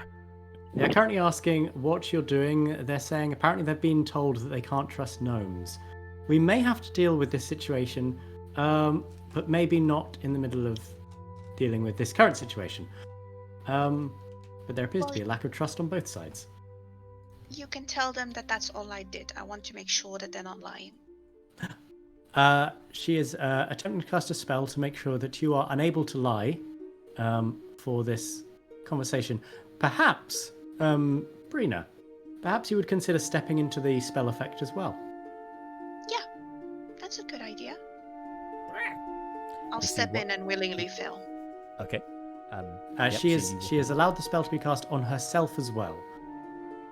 Obviously, just before that happens, they're a little affronted by essentially not being trusted, and puffs out their feathered chests. One of them starts preening as the other says, "Well, on our honor, we would not lie. Our order is truthful. We have no reason to lie." Well, there's clearly a minor issue between both communities, where both sides think the other side has been lying, or at least fudging the truth. So at this point in time, if you voluntarily fail this spell, no one present will be able to lie. Make a persuasion check, Leobrin. Sure. Who's in the effect? I am. How big is the And area? the 2 Aarakocra. And 15-foot radius. Most of the depending on your positioning, that could be the entire camp. Oh. yeah, that's true. 30 foot side to side. Mm. Yeah. There's a lot of people in that area. Because we are in a 20-foot cube, so we probably. Oh, wouldn't be- We're all talking. Oh yeah, if we're within the alarm spell, everyone is in that Everyone's bubble. pretty much in Everyone there. is in it, so everyone charisma saves then. Yep. Yeah. The Oberon will forcibly or intentionally fail. Like, Okay. What's the Yep. DC? I can now no 18. longer lie. And 18. the lady also fails. The elderly lady. 17. So anyone who gets below 18, you can't avoid the truth, so you can't evade questions either. 18. Holy shit. It's a What was powerful what was the effect. spell? What was the saving throw against? Sorry, Charisma. and the DC was 18. okay. Brucon epically fails. Also, 18. Hmm. Crikey. Okay, yeah, Brucon fails. It's a good item. It's yes. So we all just have to speak the truth to each other. Yeah. Right. Leobrin, saying that Leobrin has failed the spell and therefore can only speak the truth. Does that in some way get him advantage on this roll with the Aarakocra? Yeah, go on then, because you haven't broken their trust again, so yeah, they're still. And now I can only Sure. speak the truth. And now you can only speak the truth, yeah. So why not have the advantage? 14. They kind of look a little dubious at this, and they resist, so they'll try again. Oh, a natural 1. Kerr epically fails, but Beak succeeds with an 18. One's enough. I can only speak the truth now. What? No. Well, we were always speaking the truth. Yes, but I feel the effects of the spell now. Well, I'm gonna be quiet then. I thought you were going to do that. I can only speak the truth and I can only lie. One of us always lies. Yes, we're just bringing was- labyrinth vibes. Yes. I was absolutely loving the fact that we managed to completely by accident wind up at the classic logic puzzle. And, I was absolutely Yes. Oh, these things are never an accident, Bart. You know, it's all part of the grand plan. No, that's definitely an accident. But still. Anyway, go ahead. Oh, well, in that case, Kerr, I believe you should be our Yes. ambassador between two peoples. I'm honoured. Brina, what did you want to discuss? I want don't to trust know- the gnomes. We've been told not to. Sorry. Oh. Good point. Seth has a question. What It's do already been they, The answered, old she lady in the effect. She is. Yeah, she failed. She's Oh, hang in on. the Oh, sorry, hand. the old lady. Sorry. Yeah. Go ahead, Brina. Sorry. what do they know about a potion that we believe they stole from us? Sure, we're going to the not so important for right now, but okay. Here it is. Kerr. Yes. Brina is asking, there is a potion that the gnomes believe was stolen from them. Do you have anything of that in your history? We did not steal a potion. We were Do you know anything we used to trade with the gnomes. This much is known. We did never steal a potion, but one day they decided they would no longer trade with us. Okay. And is that worthy of you not trusting them? Yes. That seems like a very small thing to suddenly hate all gnomes for. They suddenly disappeared. They gave us many potions. We gave them much in return.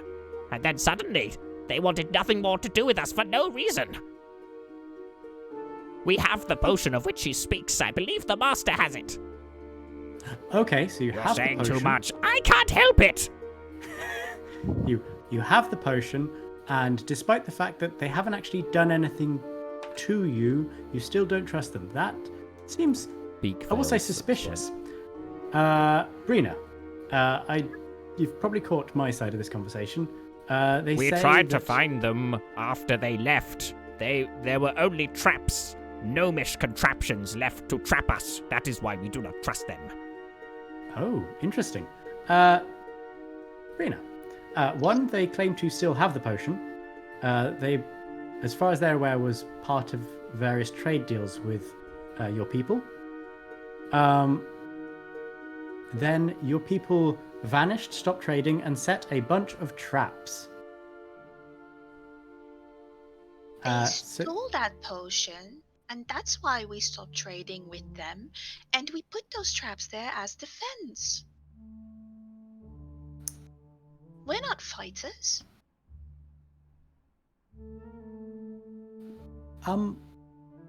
She cannot lie. And yeah, This so seems it's like a very obviously specific subjective thing. truth. Who sold the potion that claimed they didn't get paid for it? Was it sold and not paid for? It was stolen, as far as I know, right? That's as far as you know. Yeah. That's the story you've been told. That is Yeah. your as far as you know. That's what happened because that's all you've been told by your clan. It was never sold. It was stolen. It was stolen. It was not stolen. We traded for it fair and square. What did you trade for it? I do not know. The master was the one who did the trade. So the master did the trade. The master would Rena, know. Yes. Who of your people was the person in charge of that potion? Likely my mother. My mother is the lead alchemist. Sapphire Swerve.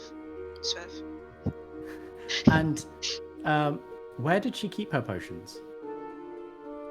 In the workshop. Is this a place that Arakocra could get to? I don't know. This is long ago. It seems like, very specifically, a disagreement between possibly your mother and their master, and not really anyone else. Alright. So they still have this potion. As far as these two are aware, there is still a potion in the possession of the master. Is that correct? Yes. Yeah. Well, Yes. until the manticores came, they may have taken it. We do not know.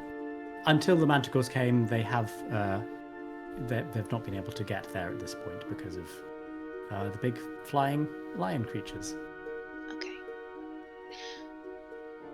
Tell them that the reason we stopped trading was because we believe that it was stolen. I can't lie, that's what we Yes. believe. And the traps were not malicious, it was defensive to ward against thieves, which we believe they were. And if they genuinely believe they did not do this, then I just want to know if I am safe if I fly out with them. Wonderful. Will they harm me? One moment. So, as far as Brina is aware, the item was stolen, and that's why the traps were set to defend against thieves. As far as you're aware, the potion was paid for, but is still unused. So, both parties present are not involved in whichever way this crime was. Brina would like to know if she is safe with you two flying and carrying her. Yes, we would not drop anyone. If she tried to wriggle through, perhaps, but if she behaves, no, she is in no danger. The other one's going to try and phrase that less weirdly. Yes, they would never drop someone. They will hold on very tight as long as you hold on tight and don't try and escape. They will definitely not try and release you. We can put her in a net. That's what we've done before. Could the net be open topped so it's more like a hammock? There is a danger of falling out of an open net. Brina, Yeah. what's your opinion on nets? They're saying that you'll be more secure in a net. less chance of falling out. I suggested hammock-shaped might be less prison-y. But honestly, it's up to you. Swerve, no. I That's thought as not much. happening. That's fair. I'll climb on their back. Huh? I feel like that is... climbing on your back, how is that? It is not something we have tried. They would perhaps get in the way of the wings. Let's do a small test flight, perhaps. Can I jump in? Can Brucon hear while this back and forth is going on? Brucon is after a while kind of at first he's kind of observing and going, "This is fascinating," and then goes, "But I don't understand any of it." So, and because most you understand 2/3 of it. You've got You understand when he translates. Leobrin's You've translating. got Brina I and suppose, so me. you've got You the just don't gist have the of it. But, Aarakocra. were you looking to continue scouring for the creature? Yeah, Brucon will head back up the rock and do a kind of Brucon. What do your dwarf eyes see routine? Yes. Yes. You can climb up there, make a perception check. It just occurred to me that this conversation could end up going on for a little while, and Yeah, that's very sensible. In the midst of the cultural melding and the healing of old wounds, suddenly a giant monster just bursts out and eats. Just eats everyone. Yeah. 20, not a crit, but the total result was 20. On Excellent, with a 20. All right, so you're up there for a few minutes, keeping an eye on the area. There doesn't seem to be any movement now. Any strange movements. Cool. Well, anyway, Brucon will just park up there just to keep it up, because he can get back very easily. Can I just ask the old lady that's in the zone of truth spell? She's failed it, hasn't she? She's failed, yes. That was about you as well. Can I just ask her, just completely random? Are you the doppelganger that we met before?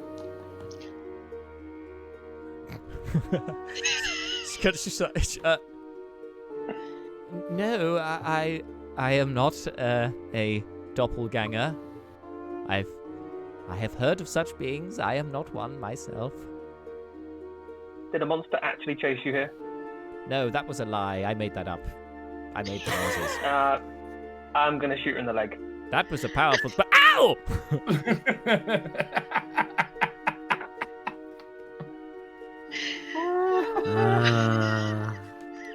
Zone of Truth is pretty great. Yep. Overpowered Zone of Truth. Like normal Zone of an Truth, OP you could Zone fudge of around Truth, this. Yeah. You're going to shoot him in the leg, right? Her in the leg. Yep. Okay. Mr. Steph, I can't say that I condone this, but on the other hand, she did lie, so as you were. Did Brucon, as he's loading the crossbow. The crossbow's been aimed at her the entire time. Sorry, Brucon, go ahead. I was just asking if Brucon heard that. Did Brucon Yes, hear you're her? close enough, you'd hear that, yeah. Cool, okay. Brucon assumes the lotus position on top of the rock and decides to watch the show. Watch it all unfold. Brina, as she hears that, goes, "Okay, so I'm not going with them. I wanted to fly, but okay, that's fine." And then she walks up straight towards the rock where Brucon is sitting. Brucon? Hello? Brucon is like 20 feet above you at the moment. So yes. Yeah, she looks up. I love you.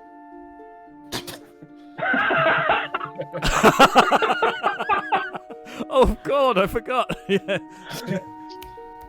Brucon goes, I mean, that's understandable. It's because you're cool. Yes, like I said, understandable. I should tell you now that in the spirit of... actually, do you know what? Hold on a moment. And Brucon jumps back off, down and back into the zone of truth. Yep. Has it expired or not? It's still up, isn't it? It's 10 minutes. 10 minutes, so yeah. It's probably due to fall in the next minute, I'd say. You've been chatting for a little while. Solid. Okay, well let's carpe this DM, shall we? Brucon drops down and says, "Well, Brina, that's awfully nice of you to say, but I should have to be honest with you, because I'm magically enforced to do so. I'm bad news. You don't want to be involved with me. I've long history, and I'm committed to a higher calling in seeking up the balance. I thought I should let you down gently now, rather than leading to all kinds of comical misunderstandings and side things happening down the line. Sorry. Hope that's all right. I have drugs though. Would you like some drugs? Yeah. Cool. She What would can't you lie. No. What would you like? I have. Hang on a minute. Dropping out Something of to just a dull the second. pain. Oh well, in that case, alcohol is definitely what you want. Here, and Brucon pulls out one of some booze that he's got about him, some of the finer stuff, and pours some out for her and one for himself as well, because why not? As we're here, and gives her the drink and goes, "Cheers," and then knocks it back. Cheers. You're still cool. And she knocks it back as well. Okie dokie. Brina, you need to make a constitution check. Okay. 'Cause you don't drink much. Alcohol's not really something that's That's good though. used. Yeah, ideal. My constitution is pretty good. +1. Okay, 17. Okay, yeah, no, you keep it down.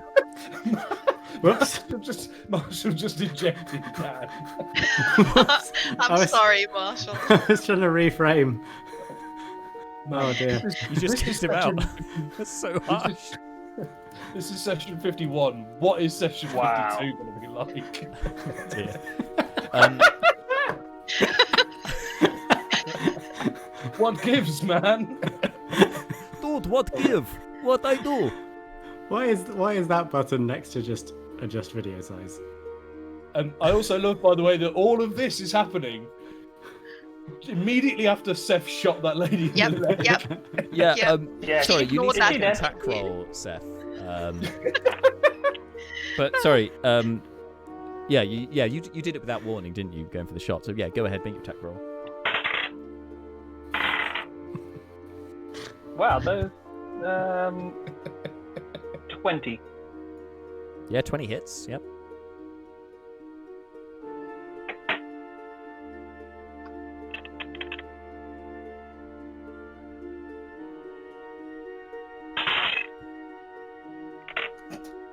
The sound of a rogue attacking. 21 damage. Wow. He drops to the floor with a bolt in her leg, howling in pain. Why would you do this to me? Oh! Gonna draw the rapier and going towards her. It's like, why did you lie to us? I seek this one. Points to Leoberin. He has something of mine.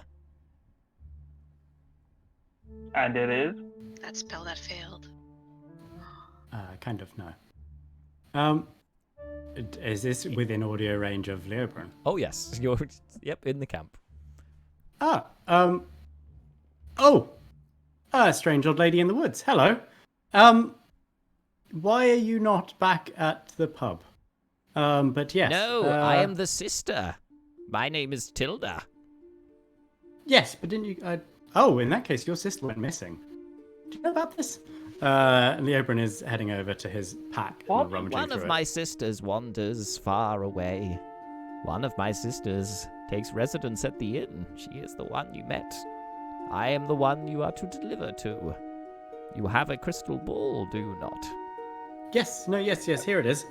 He's been going through the pack. Pulls it Why out. are we giving items to the person that just made animal noises and made us have a really weird 20 minutes? No, I mean, I went to the pub and your sister wasn't there and no one knew where she was. And she was, the one who stays in the pub was missing. Anyway, here's your orb. Why are you giving it to her? Who is she? Who are you? What? I'm gonna stab her again. My name is Tilda. Do not Her think name is of Tilda. Do not thinking of striking me again, boy, for it will be the last mistake you make. We met her sister, semicolon. Why did you lie about the animal noises? And come here in the middle of the night? I needed to seek you. It was one way to lure you out. See, luring out is not something people that have good intentions say. That's something I say. You are You can just- heroes, are you not? You can just say hi. No. This one wishes to be a hero. He wishes to prove himself to the one he loves. That is why I must have made that ruse. Okay. Someone Anyway, needs to give a moving reason. I'm going to kill her. What? Why? No? What? What? This we we went on a mission for her sister. It's a thing that happened. You were present, probably. Your orb, your globe, your crystal ball. Yes. Yes, it is mine. If I Oh. could have it, please. Yes, I am. Oh. Look here. Wait, look how sparkly it is. She looks at it for a moment and regards it, and as like an old friend, a warm smile crosses her face, and she looks back at you. How did you come by this item? Give me a moment while I check my notes. You got it from the Vanderhop. Was it in the Vanderhop? Yep. That's Yeah, he ate it. Yeah. Sorry, Seth, you need to make a wisdom saving throw.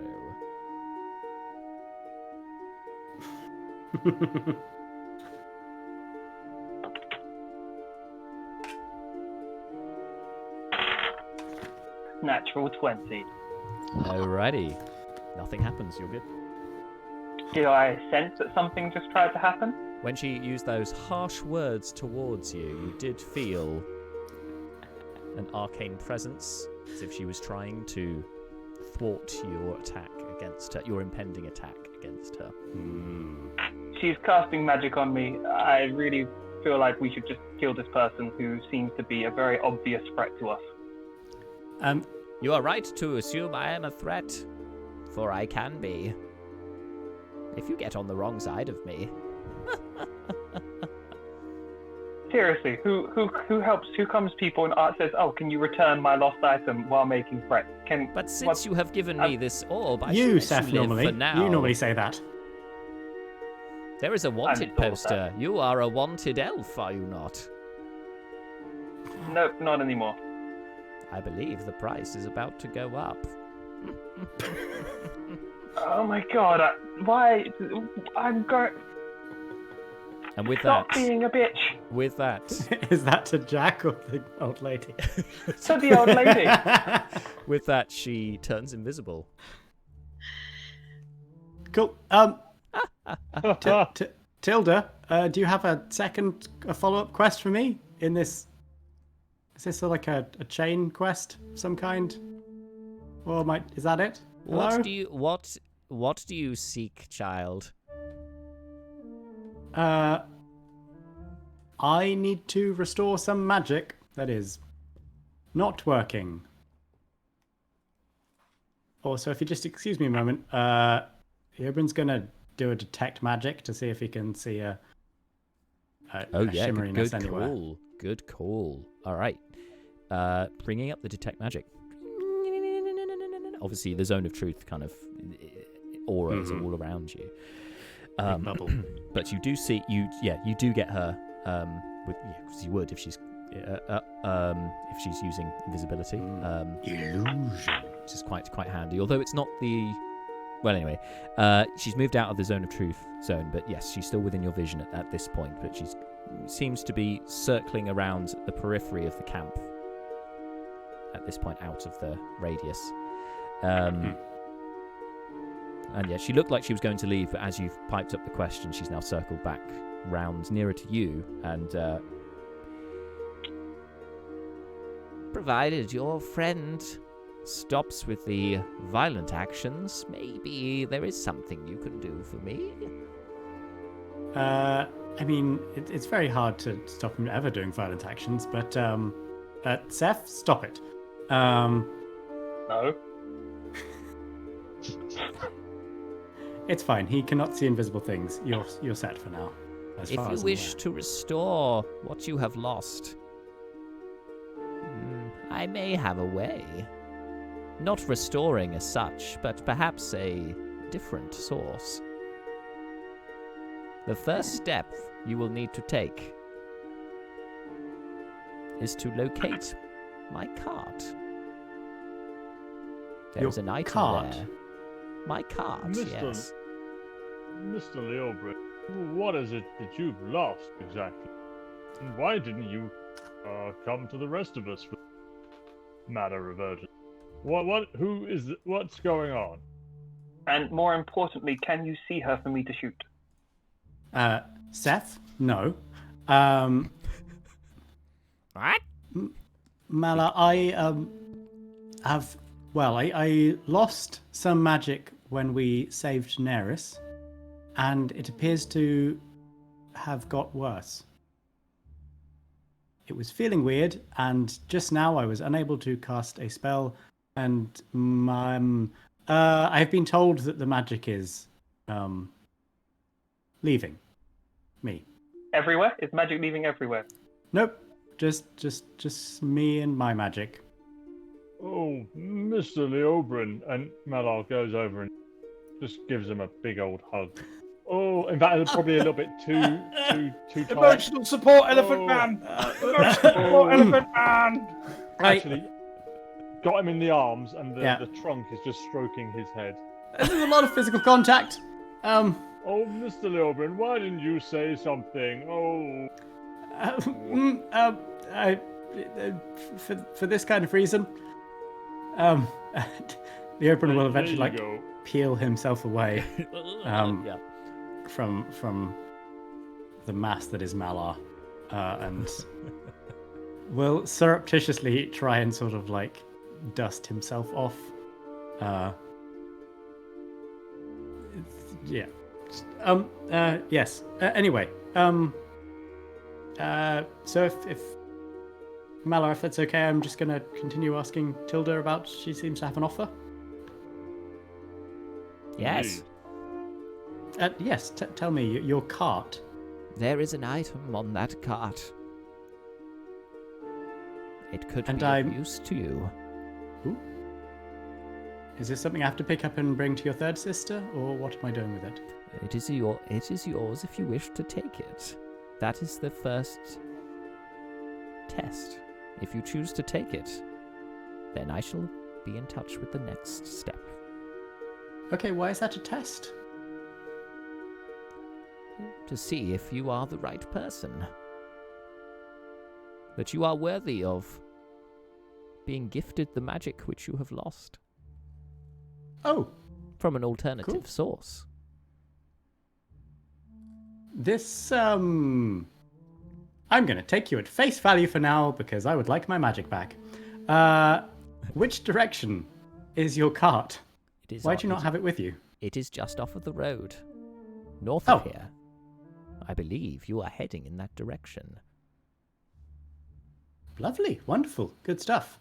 Like within about 10 minutes, or? Oh no, it will take you a few hours to get to the road, depending how fast you travel. Okay. Something I can do in the morning? Yes, you Or- should probably sleep on it. I can see you Lovely. are tired. Thank you very much. Yes, Because We're tired because someone woke us up for nothing at all. it is the middle of the night. You probably should get some rest. Wonderful. Well, pleasure to meet you. No, it wasn't. Hi to your sister and the other one I haven't met yet. Yes, one day the three of us shall be back together. Yes. I hope. Wonderful. For now, though, find the pearl. The pearl is what you seek. It is a gift, and it shall be of use to you. Lovely. Thank you very much. You, one of 3 old and magical ladies. I Good can night. see you joining the dots, but don't think too hard on it. That's a very meta comment from you. Thank you. Tilda. Tilda. Have a good evening. And to you. Don't stay up too late. We do not need sleep when we get to a certain age. But that is for another time. Mm-hmm. Fare thee That well seems on normal. your quest. Be careful not to get into too much trouble. Really do try. Bye-bye now. Bye. Bye. Oh, and that ring Oh. of yours, you are Oh. aware it's cursed, are you not? Yes, I was. I'm very smart. Oh, I can see the effect Are has we in worn the off. ring of- Good evening. And she, and then leaves. Are we not in the zone of truth? It's That's faded way at longer this than point. 10 minutes. Yeah, it's gone. Unless Brina chose to recast it, but I'm going to assume no at this stage. No. 'Cause I've kind of bulldozed through, sorry. No, it's gone. But she is after this. She is kind of going to look at Seth and go, "You like killing things. Not sure how I feel about that." Well, she did come here in the middle of the night, wake us all up with claims that there was monsters in the thing, assuming we were heroes who would then go away and investigate that, leaving her alone here with someone who she could have attacked. A crime punishable by death, no doubt. Exactly. We could have just restrained her. She had magic. She came in and she lied. I didn't kill her. She tried to attack us with magic, though. You get used to this with Seth. He's got a very so translation convention here, Gordian knot, but obviously there is no such thing as the Gordian knot in the Manylands, but whatever the Manylands equivalent of the Gordian knot is what Brucon says. But he's got a very Alexander the Great and the Gordian knot problem-solving approach. It's surprisingly effective, honestly. I just roll with it most of the time. It's fine. Okay. Let's just clarify what happened here in the night. We have guards up. We have a spell to keep an alarm up. We let a random person into our camp, cast the spell of truth, and spent 20 minutes not asking her if she was a threat. Oh, I did that. The spell. We all lose intelligence. This was not our smartest thing.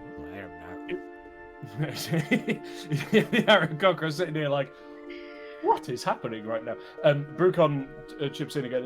In fairness, I did when I was on watch, I did hear a monstrous sound as if some sort of predatory animal was chowing on something. It was and only a few hours ago we fought 3 large manticores. It was a reasonable assumption to believe that this was someone fleeing from more of them. We know there are more of them. But you make an excellent point, Seth. More suspicion of random old ladies, probably a good idea for the future. Now, how about we have a rest? Ah, yes, please. A fleeting look. Also, does anyone want a cursed ring? What is the curse? The cursed bit is a surprise. The other bits are it makes you tougher to kill in multiple ways. You said you knew what the curse was. I knew it was cursed. Were you trying to sound impressive to the crazy lady? No. Zone of Truth is Can not you- up. Guys, I mean, cast if you need can a you deception cast Zone of check, Truth then again? come on. Can you cast Zone of Truth again? Why? I just want to check if Leo's lying. Doesn't Malar have Zone of Truth? Don't particularly like not lies, the so one. she does. Oh my Oh, god. you actually can. Okay. Oh, you actually can. I Okay. don't like lies. The Aarakocra, 1 succeeds, 1 fails. The I weapon didn't of actually the, think you could do that. the weapon of the good is truth. So she. The weapon of messing with Seth is lies. But I'll find that out if I. Ask him. Everyone, What's it? charisma A save. charisma. Yeah. Oh, it's an 18, isn't it?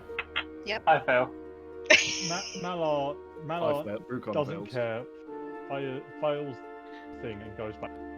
You know what? You know Now, what? truthfully, Solely for the lulz, I'm going to burn inspiration. Oh God. Yes, that is exactly what I needed.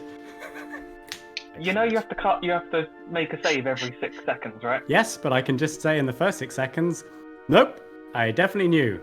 Have a good night. I realise Fleeting Look hasn't really said anything, which is probably the best thing to do in this situation. But just give us an insight, Dan. What's he thinking at the moment? What's going through his mind with all that's been happening? What, in general? I mean, more specifically about this current situation, if anything. Fleeting unfortunately hasn't been able to concentrate because he's been staring at the new party member, trying to shield his eyes from the glow, which is extremely distracting. Yep. And her saying How about do you- the weapon of the good is the truth was a phrase that would have rung true. Sorry, pun intended. That would have been especially loud to your ears as well. Yes, it would have. Okay. Do I And notice this what at did you this get on your point? check? Sorry, on your, or did you just voluntarily fail? Oh, charisma save? 24. Oh, okay. Please This is continue. one that I can actually have a decent modifier I for. was So. going to say, fleeting charisma save Charisma, bonus right, is, yeah. is pretty. Oh stacked. yes, the charismatic Mhm. paladin. Yes. Oh. Very Yeah. charismatic. Would Ah. Brina Not notice those at this remove point cut- him staring? Oh, sorry. Go ahead. No, you go.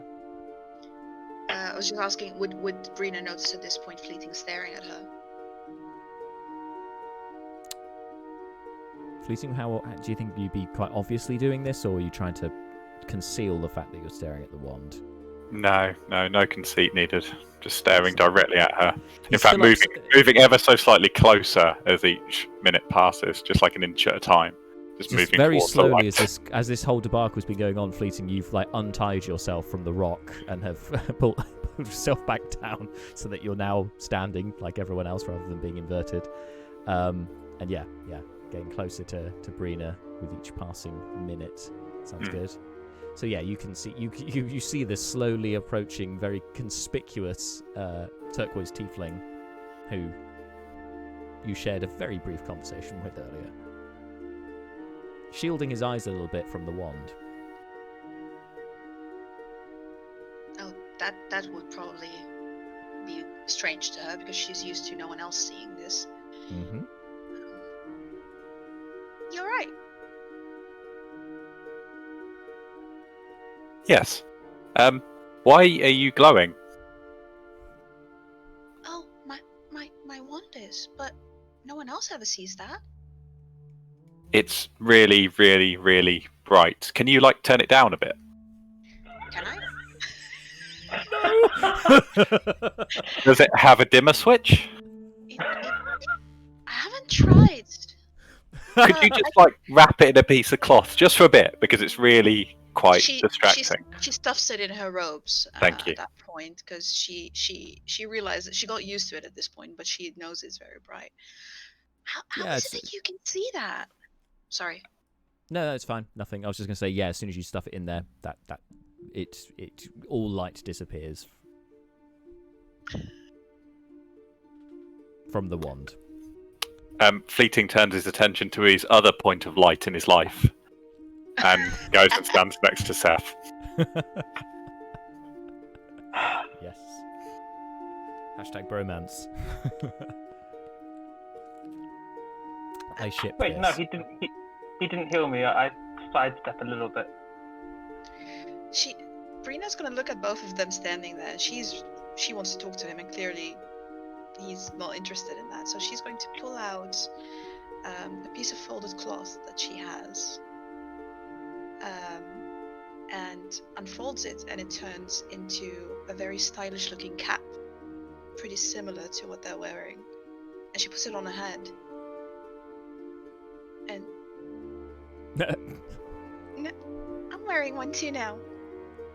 So you just makeshift tricorn hat.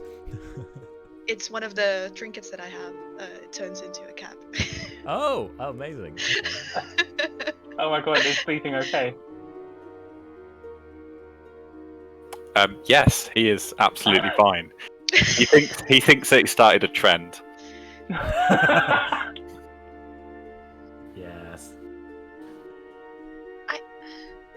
The I've never met Aarakocra look from one to the other, and Leobrin, you hear them say, These humanoids are very strange. Agreed. Shall we go to sleep? Yes. Okay. Yes. Good night, Beaker. Finally, Pika.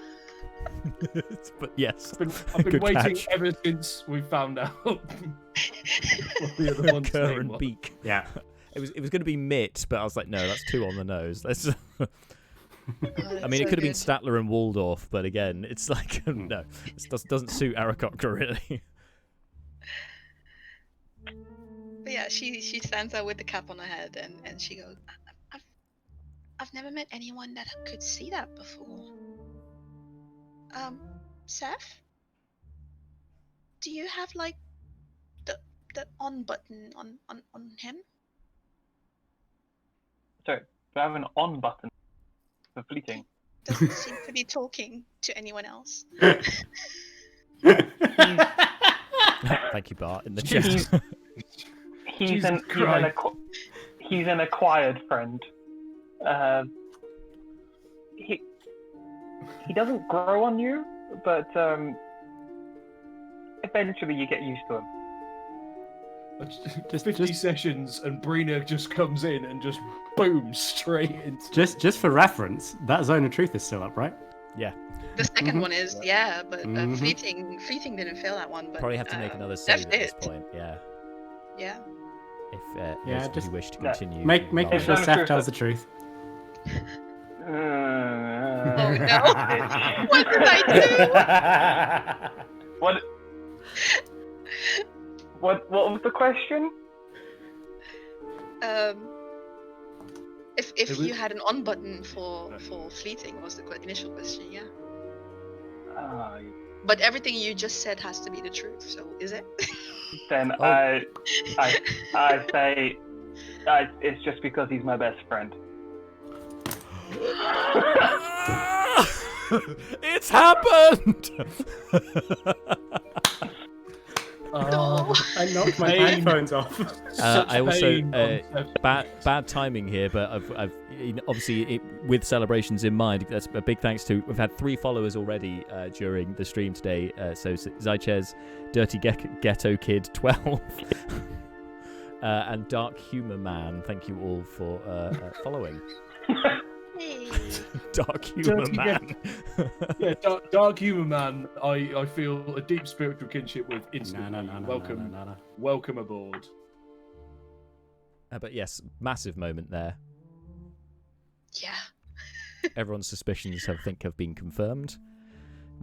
How does Fleeting react to this? You've still got to make the save as well, of course. Fleeting just carries on as normal because he's known since session 1 that Seth sees Fleeting as his best friend. So nothing's really changed.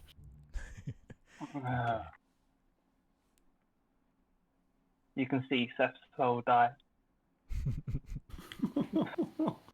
This is the end of Seth's character arc. Yeah. It's got to leave now. It's too much truth. I've got to go. That was good. Anything else you guys are going to discuss, or after this revelation, is Oh. everyone dying down and go back to bed? I think it's Leo, are you our world attuning to that was ring? shattered. Now here is a question: what do we feel about Leo attuning to this ring? Like That's one to take it. out of character. What should we do with the cursed ring? Well, it's your character, but I would say do it for the lulz. Yeah. Well, yeah. I was Malar until I does knew it have was the remove cursed. curse. Until I knew it was cursed, I was going to pass it on to someone more frontline. But Oh. Well, Malar has removed curse. Seth is happy to take it if you don't want it. Malar is making a face like he doesn't have removed curse. Malazella, I'm not your performing monkey or your performing elephant man. He's Malar offered to has remove curse on the access ring, on my old ring. Doesn't have it stacked. Yeah, I didn't mean like, oh, I'm going to put it on and think, you know what, no, and like remove the curse immediately. I meant if it's a terrible curse like the last one, then you are able to remove it. again, I thought lycanthropy was the curse with that, so DM's yeah, but yeah, Malar has access. It's true that Malar is capable of removing some curses. Oh, because it depends on the level, doesn't it? Right? Yeah. No. Well, it depends on That too. whether what we think is a curse actually is a curse. Right. Or it Yeah. depends on the kind of functionality. But There could be some fun shenanigans and dice rolls involved with removing the curse. Basically, I mean, it could be some fun like- stuff there. It could be straightforward. We'll figure that out. Yeah, Brucon's position, because if we're doing the out of character, slightly meta, thinking about this, Brucon is the party tank somehow, and therefore Dodge makes tank. a certain degree of sense. But at the same time, dodge tank plus ridiculous HP pool, because Yeah. Hildwolf with a lot of Constitution's constitution, and Hildwolf as well. Yeah. But Brucon's not really like the biggest threats to Brucon have been things that the ring would do nothing about, really. So I'm not convinced. In this particular instance, like if I had a lot of reason to think that Brucon wasn't quite tanky enough, then I'd say let's give it to Brucon. But I don't really think that. So in that case, giving it to someone else who's a bit perilously squishy seems like a better option. And there is definitely one person in this party I can think of for whom the words perilously squishy just definitely apply. Yes, like do But you make a person with a lot of hit points even more hit points, or do you bolster some of the weak ones, or low AC as well, because remember it's a +1 AC as well. Yeah. It's who do we think is the most fun to have this? Who's like, I'm definitely voluntarily happy to dive into a curse. But do we feel like anyone else is gonna want this? Do we want our paladin to be tougher? Take it. Leo or Seth? Would Leo want a curse? Seth has, the curse. That's an interesting question. But in terms of the kind of like the broader party thing, Seth has struggled under the weight of a curse for a good long while. And now he's free. Let's give him another one. Yeah, exactly. That wasn't where I was going, as but well. that wasn't where I was going, but it does check out as logic, so I'm fine with it.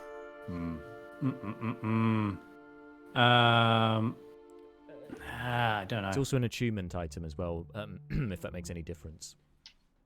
I think Leo's got one magic item. I think Seth's got at least one, possibly two. No, you've got two, so that's worth bearing in mind, so because that would be your last attunement slot if you wanted to take it.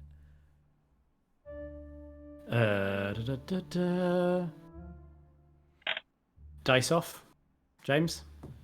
Oh, I mean, you can have it, but if you didn't want to have the curse, I can't that's decide. So let's just roll d20s and whoever gets higher. sounds good. okay. Exciting. That is a 6 or 9.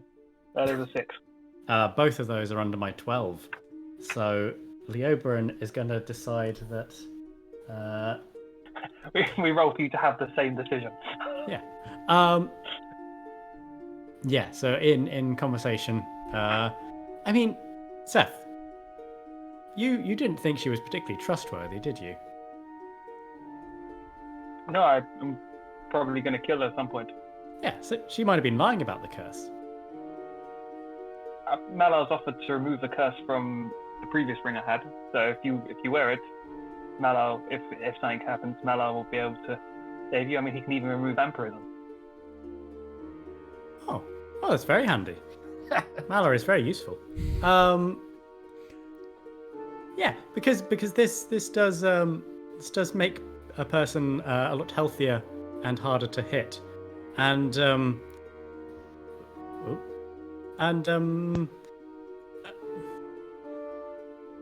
I may have I don't know if you've noticed this, but I occasionally take a lot more damage than other people do.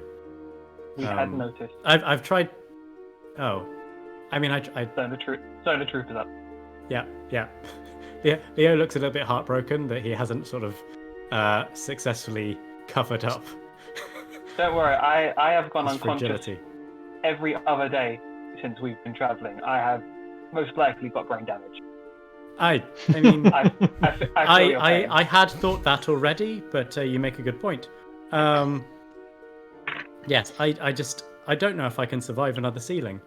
I'm going to try this on, and we'll see what happens. If I try and stab you in the night, just let Malar know. No problem. And don't stab me. Just Dibs if he hates the curse. Sure, that sounds good. Brina will just chime in for a second here and go, if the curse is really bad and Mala cannot take care of it, the potion that is stolen is a decurse. The what? Remove curse potion. The potion that was stolen by the Arakocra? Wait, there is a potion that removes curses. That, Yeah. DK slowly losing his mind, or maybe not that slowly. a rather powerful one. Have we lost DK? Yeah. We lost you in Discord. Uh, Give us a nod. No, I'm here. Malar is Freaking asleep. out. yeah. Oh. To whoever is awake, did everyone else hear that there is a potion that removes curses in the possession of the Arakocra? Yes? Okay. So now we have an actual reason to go save these people. Yes. Besides the helping good people one. Yes. The thing is that our people make these potions, or they used to, but that was the last one we have, and the recipe was stolen or was lost.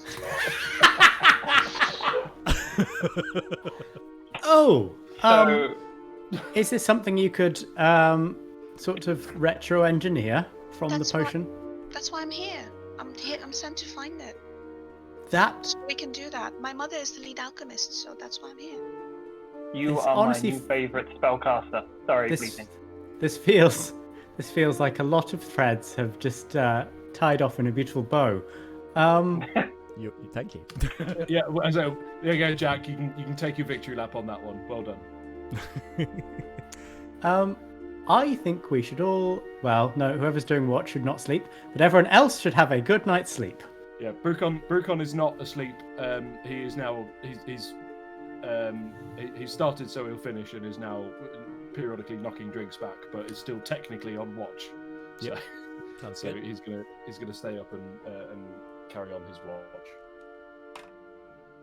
watch. Yep. As the rest of you bed down for the evening,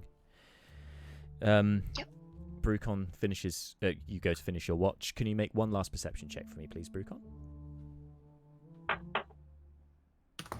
18. 18. You hear Malar abruptly awaken. Malar, you awaken as you hear a voice in your head, unmistakably Huntrix the Second. Mr. Shake Creek, one of the werewolves has escaped. I think it might be too late. That's the end of the message. Oh well, I'm busy. Good luck, Dutch. Over and out. Wow. Is Miss Daenerys okay? You don't receive a reply.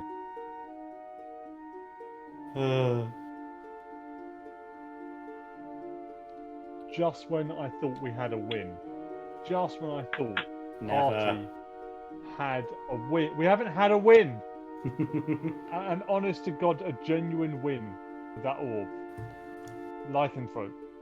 Nope. Never. Well, let's just go genocide the manticores, and then we'll have a win. So, other than that, Brucon, your watch goes by without incident. As your watch comes to an end, I think it was it Leobrin or was Fleeting taking the next one? Leobrin had already done one because he did, unless he was doing the ring check before. Yeah, I thought that was kind of outside of it. She had extra hours. Oh yeah, cool. Then Leobrin does one. Sure. Yeah. So I thought it was Leo next. So Yeah. Cool. Brucon goes. as your watch ends, Brucon, the rain has started coming in. It's just spitting at the moment, but it looks like it's going to get worse. So Leobrin, when you're awoken, obviously feel these soft spots of cool rain on your skin. And it starts to get more intense, a shower, as you start your watch. Refreshing. First things first, Leobrin Druid's Craft and checks how the weather's going to be for the rest of the day. Cool, good call. See if it's going to rain all day or not. So the orb appears before you, and it just shows cloud, just grey cloud, no rain. Overcast, it seems to suggest. Lovely. No one's going to get any sunburn. Cool stuff. Having napped for a couple of hours while Brucon was on shift. Yeah. Leobrin would have spell slots back. Yeah. Warlock, yeah. Yes. Gonna try casting Flock of Familiars again. Okay, roll the d20, please. That is a 20. There you go, that is succeeds. a crit. This time it succeeds, no problem. And you Lovely. won't need to roll for your second spell slot with a crit. I mean, it'll be the end of a long rest, so they'll be back anyway by the next time Leobrin needs to do anything. Okay.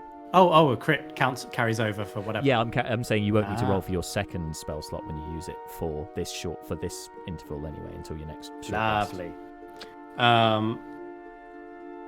Yes, Flock of Familiars sends up 3. Is it still dark or is it getting light now? Still dark. It's still dark. It's 1 o'clock. We'll make 3 owls and we'll send them up to do the watch.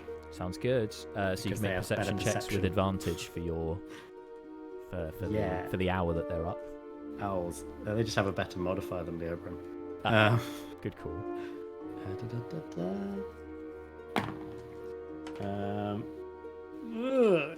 Doesn't help if they roll terribly. 10. 10. Doesn't seem to be any disturbances amongst the hillside. They don't seem to spot anything of note. Cool. Seems uneventful. Bring ourselves down for, I guess, the watch is 2 hours. Yep. After the session, I'll at some point, either tonight or tomorrow, I'll send you the details of the ring, including the curse. Yes, at the end of hour 1, Leobrin casts Flock of Familiars again and sends them up for the second hour. Keep watching. Yep. And again, without incident for that hour, you're clear. Next, the rain has continued, but no incident through your watch.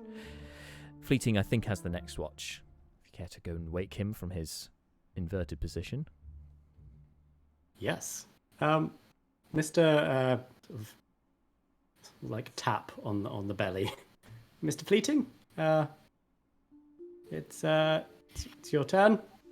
Are you looking into the open eyes, if I remember correctly? Are you present? I am ready for my watch. Good. Have a good morning. Thank you. Leobrin will walk off. All right. Over to you, Fleeting Look. So you're keeping watch now over the 3 and 4 o'clock shifts. So it's still raining, still murky out. Yeah, not much light to speak of. Could you make a perception check for me, please? 3. So you're mainly distracted by, the members of the camp that take your interest. So probably Seth and Brina. During the second hour of your watch, as you look over your comrades sleeping, a ethereal figure emerges from the thicket, which you recognise instantly as Keith. He's visited you before. You've spoken with him a couple of times. When we first met you, it was after having spoken to him. And he's like, "All right." Hi, Keith. Long time no see. It's been a while, hasn't it? So Just I don't know. I never thought to bring it up before, but obviously, you're not the only person I talk to. Special as you are, I gotta play the field a bit, as it were, with the people of the earth that I talk to. Anyway, this one here, this little one, she's one of mine as well. I've actually got her. I've told her to go look for the same thing as you. That trunk that doesn't belong. Oh, that's great. Did you give her the light that is really bright? Yeah, that wand. Yes. Notice how it's made of wood. It's too bright to see what it actually is. Would you be able to turn it down a little bit, please? I mean, of course, yeah, I can turn it down a bit. That's fine. Thank you. That 2 finger salute there, DK. It's you're muted. Oh. Don't worry about it. Never mind. Yeah, I can turn it down a bit. No problem. Let's make it more of a. Let's make it a little blue glow. That'd be cool, right? Like kind of like your skin tone, maybe a bit lighter blue. Yeah, something like that. Does that sound good? I would really, really like that. Sure. Yeah, it's a gnarled bit of wood. Just saying. Comes from the same tree. It's it could be useful. Oh, brilliant. You said you talk to a lot of people. Is there any phrase or look or handshake I can use to help identify your other friends? Well, I've never thought of that, actually. I suppose, you could start one. You're a bit of a trendsetter, I mean, with the hats. Yeah, I mean, we could use the hats. The hats could be the signal, if you like. Yeah, so if we see someone else wearing a hat, then they are one of your friends. So I can walk up to them and say, Keith, right? And they'll be like, yeah, I know Keith. He's great. Oh, do you know what? I've got a great idea, right? Let's blend those together, right? So you've got the triangle of the hat, and then you can have the line of the wand in the middle. I think that's a cool sign. That is a really cool sign. I don't two suppose triangles as well, which is, maths. It's great. Yeah, and it's truth, and that's what I'm about. That sounds great. I don't suppose also you would mind at some point, it doesn't have to be tonight, but paying my friend Malar a quick visit, because I think he'd really like to meet you. Oh, you mean the Loxodon there? Yeah. Well, look, I heard he bats for a different team. He's one of Steve's lot. And also, those clerical types, they get a bit, evangelical and fanatical and, I'm not worthy, blah, blah, blah. It's just nice to talk to somebody on the level, I think it might overwhelm his senses a bit if I talk to him directly. But I could leave a hint, maybe. That's all these clerics really need, really, is, a little hint that the gods really exist, Do you want me to pass on a message? What, to him? Yeah. Only because last time I told him that me and you had spoken, he got quite excited. I'm not really sure why. I mean, you are, really cool and everything, and it was really good to meet you that time. But we meet a lot of people, like more than I can keep track of. Yeah, of course. Yes. So have you come across the term fangirls before, or fanboys? I have. I have. I happen to be one myself. Well, I was going to say that these clerics generally are kind of the fanboys, fangirls of the gods. So, they do get a bit overexcited when you mention us. So, probably just, you know what? Give him something really vague that could have some loose kind of religious kind of meaning. That's all he'll need, honestly. You can make it up. I don't have to tell you anything, and he'll just lap it up. Okay. Say it came from me. And maybe he can help me find the trunk that doesn't belong. Yeah. I mean, he's got a trunk, so that also helps. Yeah. Perfect. You could say, it takes a trunk to find a trunk. I will say those words exactly to him. Vague but specific. You see, it works. Yes. Brilliant. Is there anything else I can help you with, Keith? No. I just thought I'd check in and obviously reacquaint you with just to let you know that you're not the only one. You're still special. You're just not the only special one. Just wanted to clear that up, really. That's fine, and you're really important to me as well. I mean, on my list of friends, Well, thank you. which there are 2 of, you're Yeah. second. Oh, well, that's which such is an honour. It's the silver medal of friends, really. Well, it's better than no medal. Yeah. Also, glad to hear you're cured of that werewolf lycanthropy business, because that was not a good look on you. No, it wasn't ideal. But thanks for the help with that.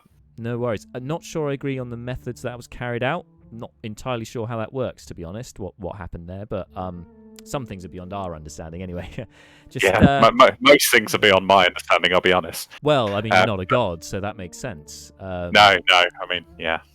But yeah, just maybe just keep an eye on your friend with the curing ancient curses. Like, that's not normal. All right. Okay, I'll tell him. Sure. All right. Anyway, take care. Thanks, Keith. He just See you in 50 episodes.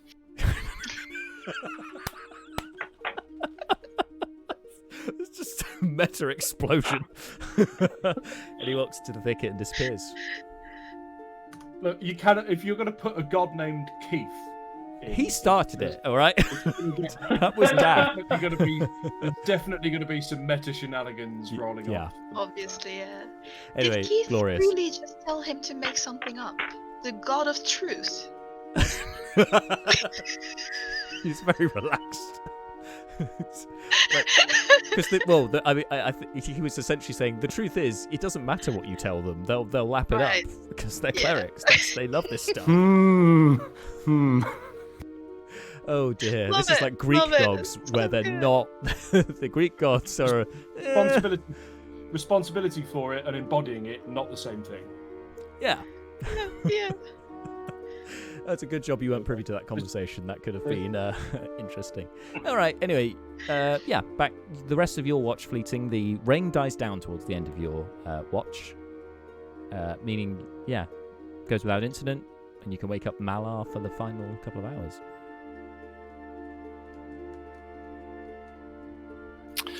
I softly tap on Malar's ear. You gotta be harder than that to wake Malar. I less softly tap on Malar's ear. Mr. Fleeting. Is it my watch already? Yeah, it is. It is. Are you feeling okay? Are you alert enough for this? Oh yeah, just give me a minute. I'll be okay. And he blows out strong. Brilliant. Well, if you get ready quick enough and head over there, just near that stump, you might be able to catch Keith. He's just left. What? Almanac? Keith. Up. Fuck that noise. Goodbye, Fleeting. Whoosh off to this stump. Yep. There's no god in sight. Immediately when you sit there, you can search around though if you like. I have a big old. I see if I can get any smells. Can I smell a god around here? Odor. Yeah. All right. Comes back holding the whole thicket. Right. He's like, I was going to say you have smell disadvantage, but you know what? It's just a straight check because of your advantage. It cancels it out. Trying to smell a god. Here we go. That's going to be 21.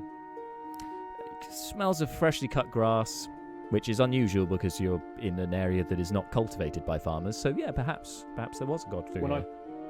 When I pick this up, I drop to my knees and I just grab 2 clumps of grass, pull them out, and hold them up to my trunk. And like, oh, of course he would smell this beautiful. Oh, today is a blessed day. Oh, man, I will say a little prayer, head back to the camp. Big smile on his face, sit down, meditate so he can switch out some spells. Just positions himself to watch the sun rise. That was nice. Make a perception check on as you do your watch. Watching the sunrise. Ooh. That's 8. Okay. You watch the light kind of ascending and casting itself over the land, over the rolling hillside that you're currently on. And you see the mountains in the distance illuminated, and remember that is your task, and that's where you're headed next.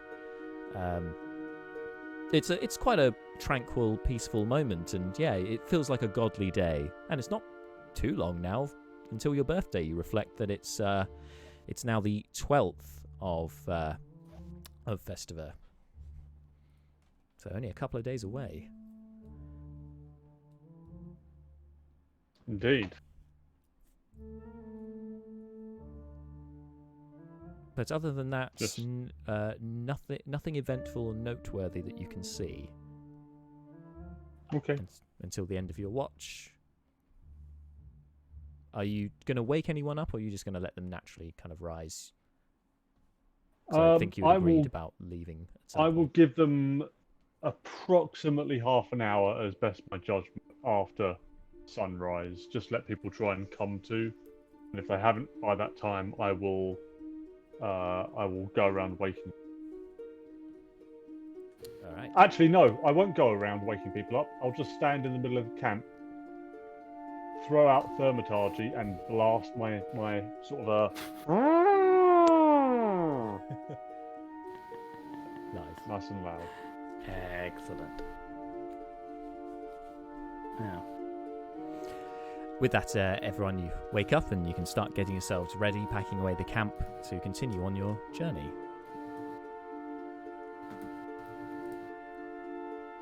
So, Cool. probably takes you over half an hour or so just to pack everything away and get yourselves together. And you can continue across the hillside.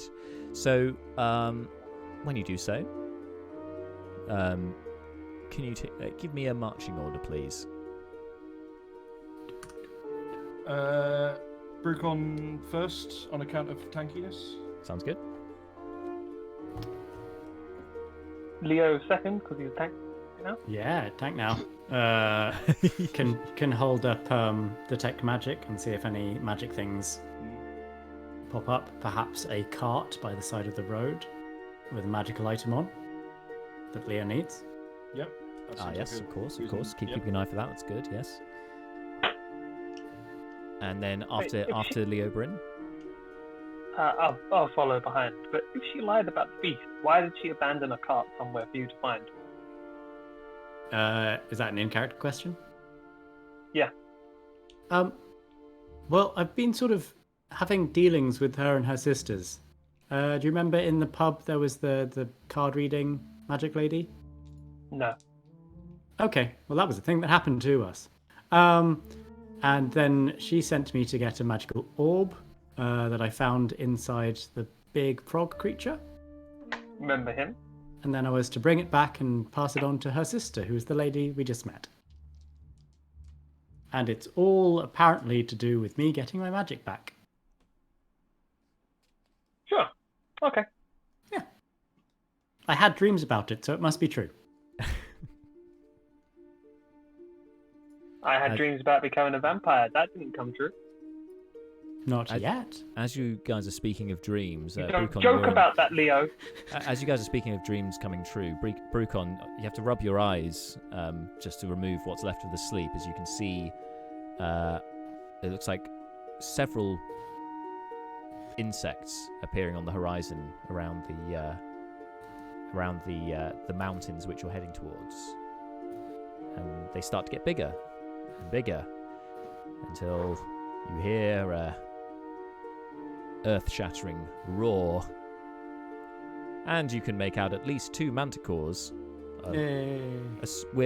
accompanied by some other flying creatures. Looks like Aarakocra actually accompanying them, heading in your direction. Okay. Same What do you plan. wanna Second do? plan.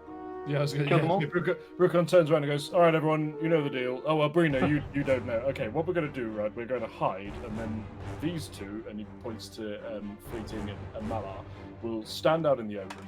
The manticores will land, and then we pop out and mess them up. Brucon, does a 24 hit? Yes. As you're explaining this, an arrow flies from at the direction of these beings and lands in your foot. Okay, how much damage does it do? You take 8 points of piercing damage. No, I don't. I take none. I catch it. Monk says no. Good call. Jack, can Yeah. I just really quickly? Yeah. 2 things. Can I roll to get rid of the fate dice? Because it's been a long rest. Yep. Yeah. And the second thing, I have potent, so I get to roll 2 dice Yes. to use at the end of a long rest. Divination wizard. Divination Yes, of course wizard. you can do that. Yes. So first I'll do the save. What save was it? A charisma? What was it? There hasn't been a. What was that for? The save from the fate dice The effect lo- of falling yeah. in love with Brucon. The love thing. Oh, that one. Oh, go for it. So for this, it'll be a charisma saving throw. He curses us so much he forgets which curses are It's current. hard to keep track, you know. It is not good. 12? Probably Still feeling. think I rolled- You're still feeling enthralled by still Brucon. smitten. You're still yeah. smitten, yeah. Feel Feeling that probably- an arrow was Alright. just fired at your one true love. So a feeling probably enhanced by Brucon very casually catching an arrow fired at him in the midst of explaining the battle plan. I need to scale back Brucon a bit. It's one of those moments where it's gone slow-mo, there's a light behind him, and Yeah. as he catches it, it goes suddenly. The hair whips around. Like you can see the tension in the muscles. Anyway, I Yeah, catch the arrow. Catch the arrow. Yep. Yeah. I'm not gonna try. I'm not gonna send it back because no idea how far away they are. It seems like a waste of time. Okay. And yep. After you catch the arrow, you guys look up and you can see 3 spikes, all heading in your direction. Brucon, one of them was a natural 20. So Brina, do you want to portent that? Yeah, I do. I just rolled, but it will sound fake now, so I'll roll again. Because I actually did roll a natural 1, so I. What were your 2 rolls? 1 and 16. Okay. So you can turn that 20 into a 1 if you want. Yeah. Cool. I'm So that gonna do natural that. 20 then misses. Yep. Does a. I love divination wizards all of a sudden. They are great. I That saw has that a very coming. good ability. The second spike does a 14 hit. Who, me? Did Brucon Brucon, hit? yes. No. Finally, 22 to hit. Yeah. So that final one lodges itself in your other foot. What? They're aiming for my feet? What is happening here? It's bad luck, I'm afraid. So you I need to have this thing open. So you take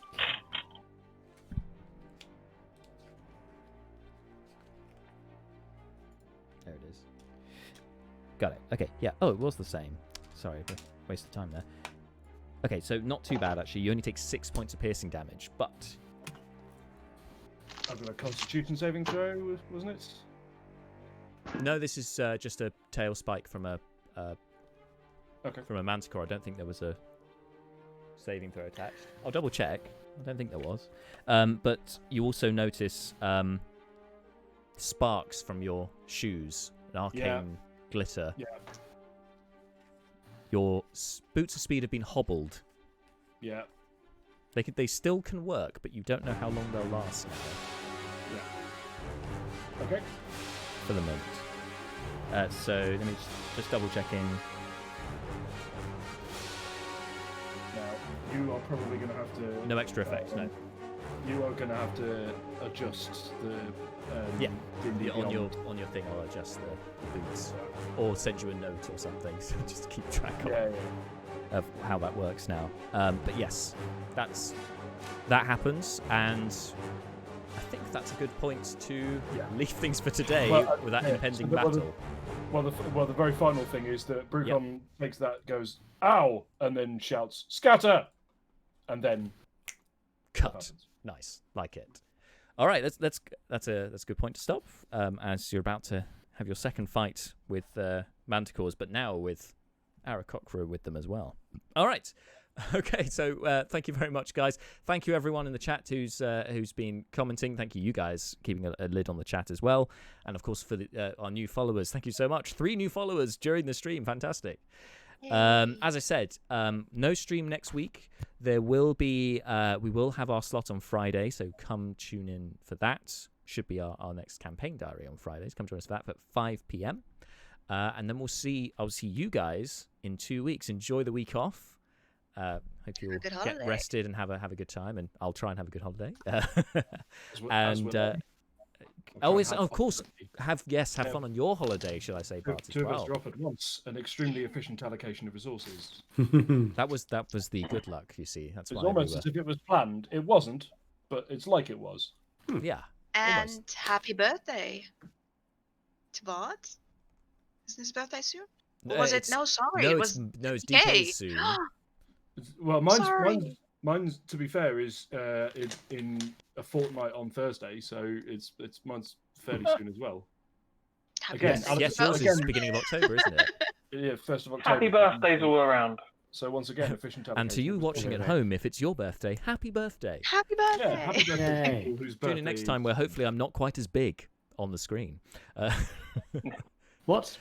We need to check out the date in the Manylands as well, because it's getting very close to Malar's birthday. 2 days away. It's the 12th today. It's the 12th of Festival.